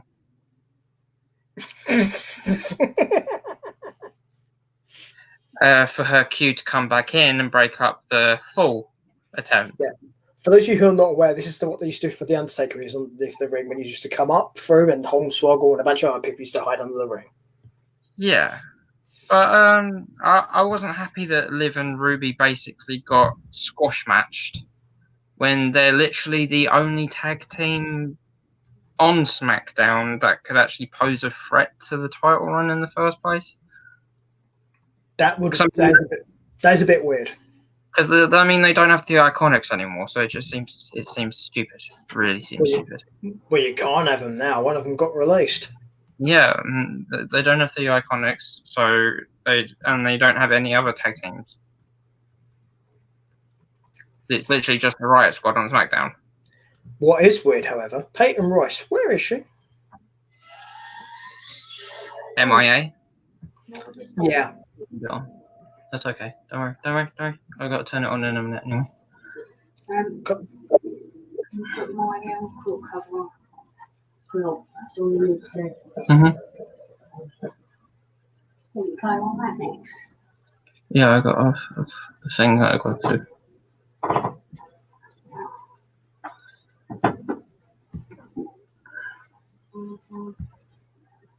What did you say?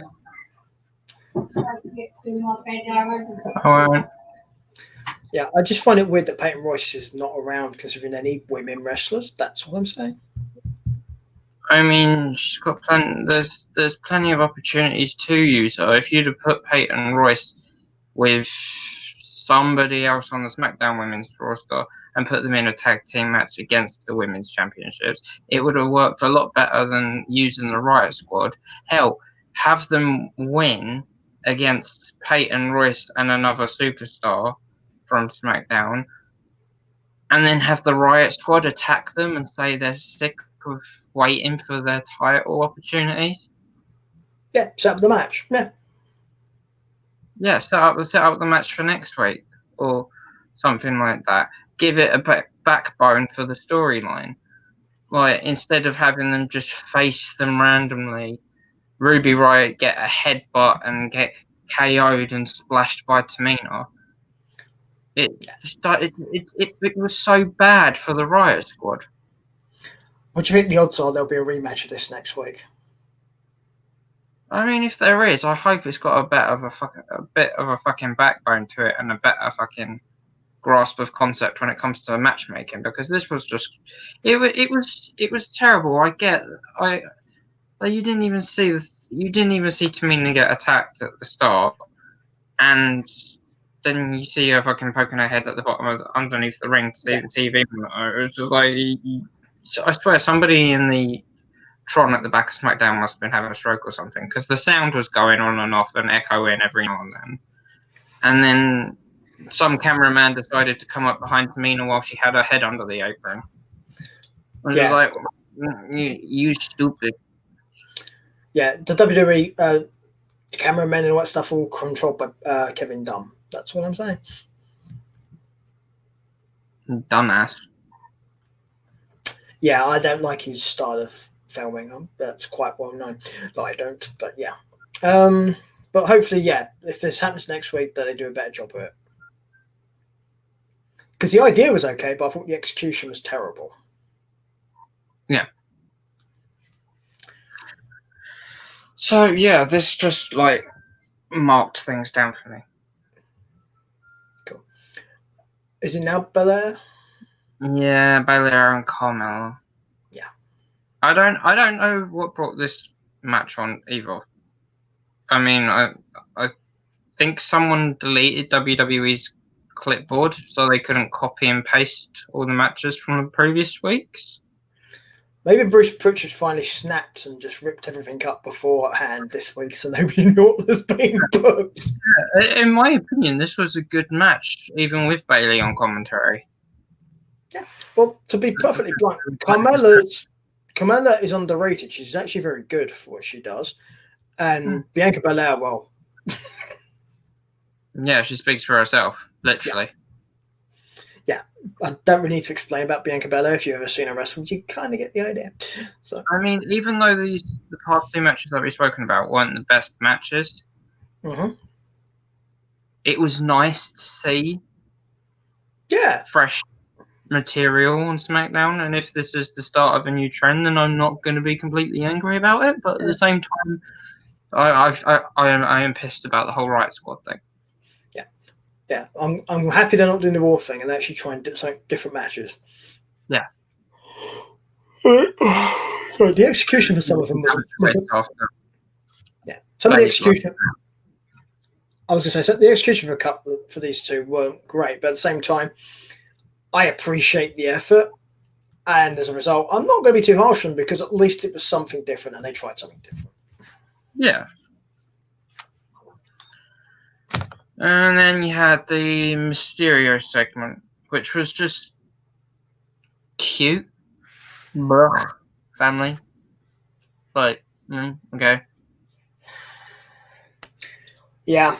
Whoopee. Yeah. Mm-hmm. Quickly moving on, we had the Seth Rollins segment. Yeah. Oh, yeah, apparently they can't move on from this. Seth Rollins calls out Cesaro. Stupid, especially with what happened last week. Apparently. Heel move. Why isn't Cesaro challenging Rollins to something here, considering what happened? That makes no sense to me. We also got a reminder of what happened last week, just to refresh the pre-recorded boos that were loudly playing through the Thunderdome. I mean, the segment was okay. Just a little bit boring. It kind of was a bit weird and pointless, considering there should have been Cesaro calling out Rollins or challenging Rollins, considering what happened. It makes no sense that you got Rollins challenging Cesaro here. I think the birthday boy just wanted to be on TV. You mean he wanted to get away from Becky and the baby, right? Any excuse to come into work. Yeah, get me away from that kid and Becky. That's literally probably what it was. No, I don't want to change another nappy. The stupid part about this was he was kind of pretending to be a player as well. He's just like, come on, my guy's got a killer celebration waiting for me. Mate, you've got a wife and a baby at home. And a pile of nappies. The only celebration you'll be having is a milk bottle with your bubba. Yeah. Like, unless Becky's in Ireland for some reason visiting family with the little baby. I don't believe so. In which case, COVID guidelines, it won't be 2 weeks until she travels. Yeah. But I haven't heard anything about that, so don't know if she's this side of the waters or that side of the waters. Well, Ireland's restrictions are different to the rest of the United Kingdom and Britain and so on, because Ireland's different to Wales. Wales is different to England. England is different to Scotland. They all have different guidelines. Yeah, I know. I'm just explaining to the viewers. I know you probably know this, but I'm explaining it to people who may not be from this part of the world. I think Dublin and England's is actually kind of similar. There are certain differences, but for the most part, yes. Yeah. But it's good to explain this because some people sometimes get the idea of it's all one country when it's not. Yeah, I mean, Dublin's nice this time of year. Well, probably not getting what it normally gets as way as tourists go, because obviously of what's currently happening in the world. Yeah, it's probably struggling quite a lot. I think a lot of places probably are, in all honesty, because some places are very reliant on tourism. Bear in mind, for an example, for our American viewers, how do you guys reckon that Walt Disney's parks did during the COVID? I know how they did as it happened, so yeah, you're pretty much spot on. I mean, Dublin's nice this time of year, especially if you're in the photography business, because some of the scenes out on the waters is actually really nice. To be honest, there's only one real reason I've ever thought possibly to go over to Ireland, because I want to see the Giant's Causeway. Yeah. That's pretty much it, really. Mm. There's certain places in the world I want to go to just to see one or two things that are in that place, and that's the only reason I'd want to. I mean, I'd love to go to New York City, just literally to see Times Square. You do know that the WWE restaurant's not there anymore, don't you? No, I did know that, but yeah, it's not there anymore. I didn't know there was a restaurant there. I'm having a bit of a joke. During the Attitude Era, there actually was a WWE restaurant in Times Square. No, I mean, I just want to go there to Times Square because, like, people say when they go there in person, it's like. I know. I'm just having a bit of fun with you. It's actually now the Hard Rock Cafe. That used to be the WWE restaurant in Times Square. Mm-hmm. So I was just having a bit of fun with you because you said you wanted to get Times Square and it's wrestling related, so you know. I mean, it's one of the places that I really wanted to go to, like, in person, and that was the Eiffel Tower in Paris. And yeah, I mean, there's a few places I still want to go. I mean, the Great Wall of China is one of them. Yeah, I can understand that. All of that will take quite a while because that's quite a long thing. So, and sorry to the Chinese, but it's not visible from space. Stop telling people it is. Right. Yeah. So, anyway, we should probably get back to the last few matches for SmackDown, so then we can go off and do what we need to do. Mm-hmm. So after the call out, I have a match between Kevin Owens and Apollo Crews. Yeah, I think so. Yeah, I mean, this was bound to end in DQ. Yeah. But I hope KO's okay. That nail from Aziz looked a little bit nasty, to be honest. Yeah, Aziz worries me when he does stuff because some of the stuff he does not look safe. Yeah. So yeah, I'm with you. I hope Kevin Owens is right because I like Kevin Owens. I just think he's dealt with very badly in the last few years by WWE. It's not been good. No. I mean, he could be treated much better. And should be treated much better, in all honesty. Yeah, I mean, he was called the prize fighter for a reason. He's just not been given the opportunity to show it, in all honesty. Yeah. But this will probably lead on to something else without a doubt. Oh, yeah, I mean, he's been given this. He's been told that this week he's getting a Intercontinental Championship match, and Aziz is banned from ringside. We'll see how that works. Yeah, I can see it ending not well. Yeah. Well, anyway, next match I have is it involves two people like Kevin Owens who are both very underutilized and underrated, which is Nakamura versus Chad Gable. I mean, it was good to see Boogs again. Yeah, that's never a bad thing. I like the intro thing. I do.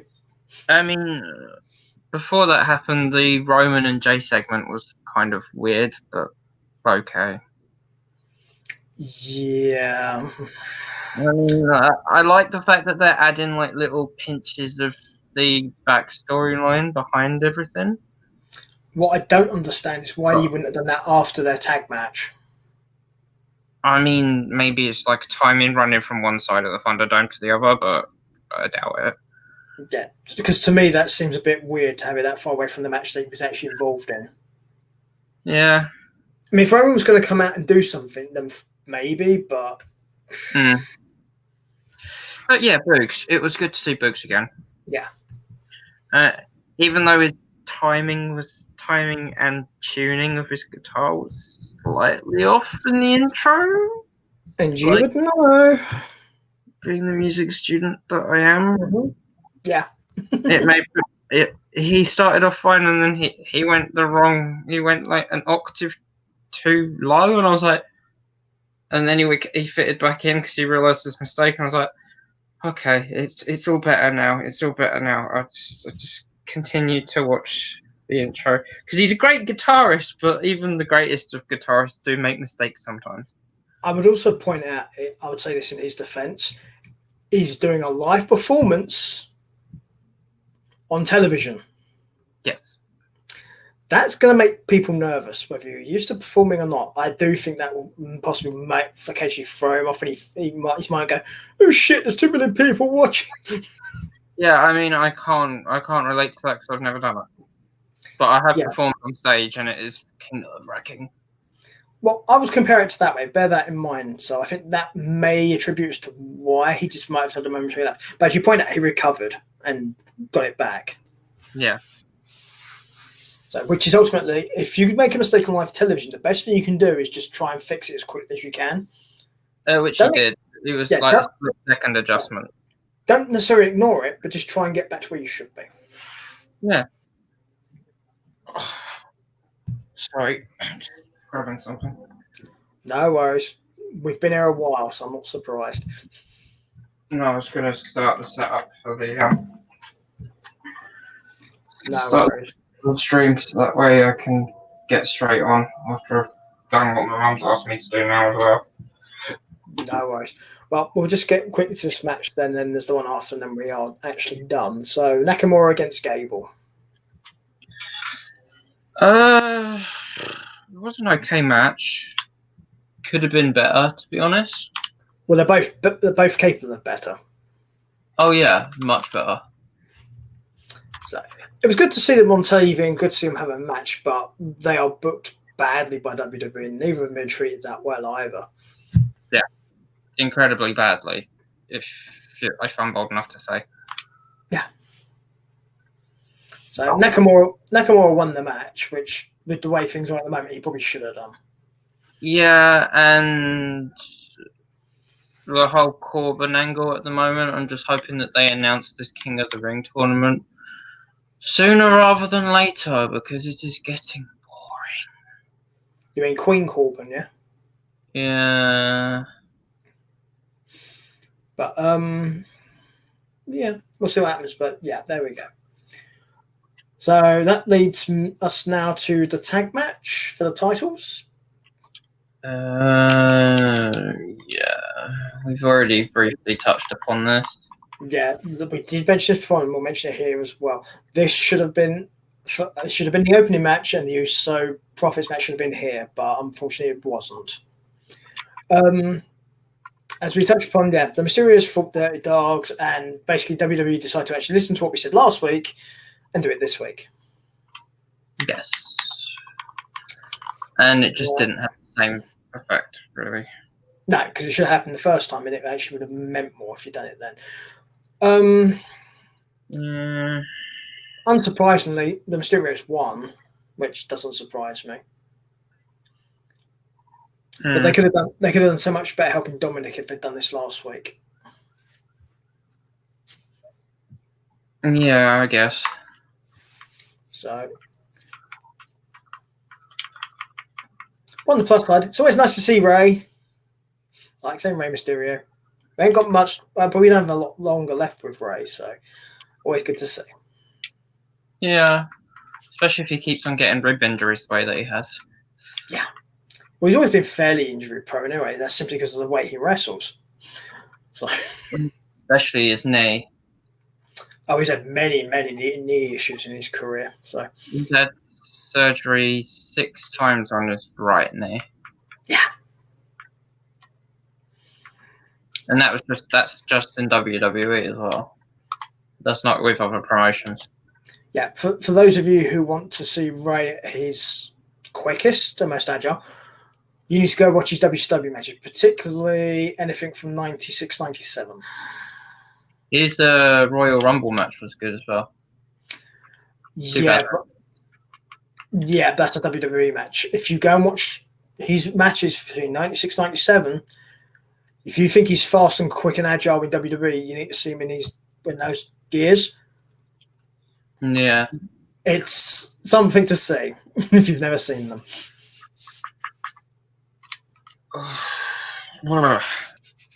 So, but yeah, the Mysterious retained. So again, this should have happened. So I'm glad the Dogs didn't win at least. So that made sense. I don't know what they're exactly going to do now. I mean, catering is an option. Which ones? Do you know who's going to do what? Well, I know what the Mysterios are going to do because they got given a title match against the Usos next week. Yeah, I was going to say, well, I think we know where that was going, yeah. But as far as Ziggler and Rude go, they'll probably just disappear for a week and then come back and just be the new number one contenders. Well, actually, they didn't say that it was whether or not it was a title match or not against the Mysterios. So it might be a friendly match. What the Uso one? Yeah. Yeah, that to me is weird because you're having a match between two really good teams, and then you're going to have the winner face the champions and be non-title. Why? It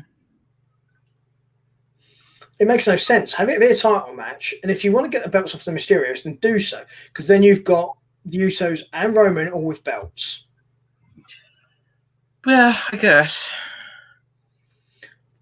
Or have it so Jimmy screws up and then the Usos don't win the match and then Roman can Peter J, told you, told you. But it doesn't work if it's not a title match. Either scenario. Yeah, I guess. I don't see what the Usos gain by a non-title match, because especially if they lose.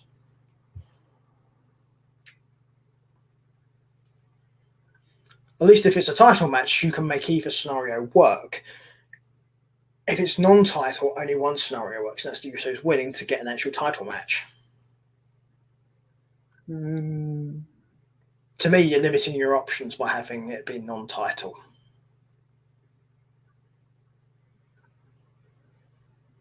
Yeah. My opinion, anyway. So, anyway, that's the end of SmackDown, ladies and gentlemen, which means Aaron's got to give us a grade, a remark, shall I say, whatever you want to call it.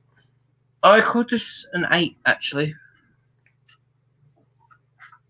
Okay. Interesting. You gave it the same mark as NXT UK. Yeah, I wasn't overly disappointed on it. It was actually alright. Apart from a couple of small things. It's interesting. Still on the commentary team. Yeah, it's interesting that there's no actual because normally you don't do a tie like that, so it's interesting. Yeah, I mean, yeah. I don't know. It was good. There was a couple of things that I didn't like, and not much else to say about it, really. No, that's fair enough. Fair enough. I mean, it's your mark after all. I was just curious. So. Right, so with that, ladies and gentlemen, I will just do the things I should have done for the network at the beginning of the show because I forgot to do them, so I'm just going to do it very quick now. Patreon, guys, thank you. Help us out here, keep things running, get stuff working, and special stuff, things for other shows. Thank you. We also have a Twitter, which you can find here. Hashtag 5050 booking for questions and stuff related to the show. Same thing for the Instagram, and Aaron's now wearing an octopus hat. Speaking of Aaron, you can help out the charity Anxiety UK by pledging to his Just Giving page, which is right here, people. Link is in the description below. Help it out. And then, of course, you can go from when we're done here to see Aaron's Twitch, where he will be engaging in a Twitch stream. I don't know what he's playing. He's going to tell us in a minute, I'm sure. And there you go. So what will you be doing on Twitch? Do you know? Killing an octopus. No, I'll be playing Fortnite. Okay, so Fortnite. I'm literally about to hit level 100 on the Battle Pass. So I will also be purchasing the Battle Pass too. So we're going to go through all the skins, wraps, and stuff. Probably try and grind out to get a wrapped skin. For those of you who play Fortnite, after you get past level 100, every 25 levels you go past every 5. I'm not sure. You get a different kind of wrap on the season skins. So yeah. Okay. I mean, I don't play it, but I kind of get what you're saying, I think. Yeah, on the Marvel ones, you got silver, gold, and rainbow. Yeah. So, you got a silver Iron Man, a gold Iron Man, or a rainbow Iron Man if you got to a certain level. So this season, I think it's metallic, so it's steel. Different types of material depending on which one you get to. Yeah. Yeah. Makes sense. Yes. Cool. So literally the minute we go off here, you can go to Aaron's Caring with Colours Twitch to follow his stream, which he'll be doing with a few people, I understand, as well, yes? Yeah, I should be playing with a few American friends, and it won't be straight away. There'll probably be a 5-minute time delay because I've got to go do something for my mum real quick. So basically, guys, when we go off here, take 5 minutes, get yourself a drink or go to the toilet, whatever you go, get yourself some food, and come back to the Twitch and go and watch Aaron do his thing. I'll probably be on about 1:15. Cool. About 10 minutes or so, roughly, from now, is what that will be. Yeah, roughly about that. And I'll be streaming for maybe an hour and a half. Cool. Yeah. By all means, people do so. I, however, I will be watching the thing for the other show I do because that's going to start in about 24 minutes. So you got to keep up with the hot spots. Well, it's the pre-show starts then, and there's a match on the pre-show, so I kind of need to watch it. Also, it's a women's title match, so I like that. So. Ah, nice. So there's also another women's title match later on the pay-per-view, which is always nice because 2 different titles. Mhm. I would explain it, but it'll take too long to explain it, and we've all both got other things to be doing, which we should do. Right. And with that, we will be back next Sunday, probably slightly earlier than what we were today. It was late today because I had a very busy day today and I had to get a lot of stuff done. I only barely made it back in time to do this. Yep. Which, yeah, but I'm hoping next Sunday will be much easier than what today was. And this was always fun. Also, don't forget tomorrow is the last day of the anxiety month. So Yeah, there you go.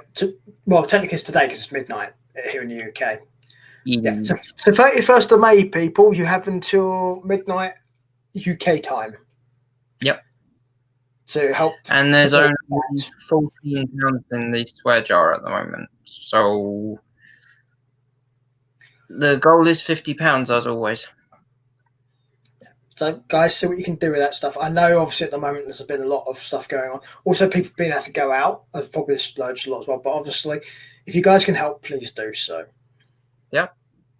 So it's for a worthy cause. Exactly. So, and with that, people, we're going to wave goodbye-bye. And I'm going to check on Vince McMahon's sanity. Oh, wait, no, I'm not. That's Bruce Pritchard's job.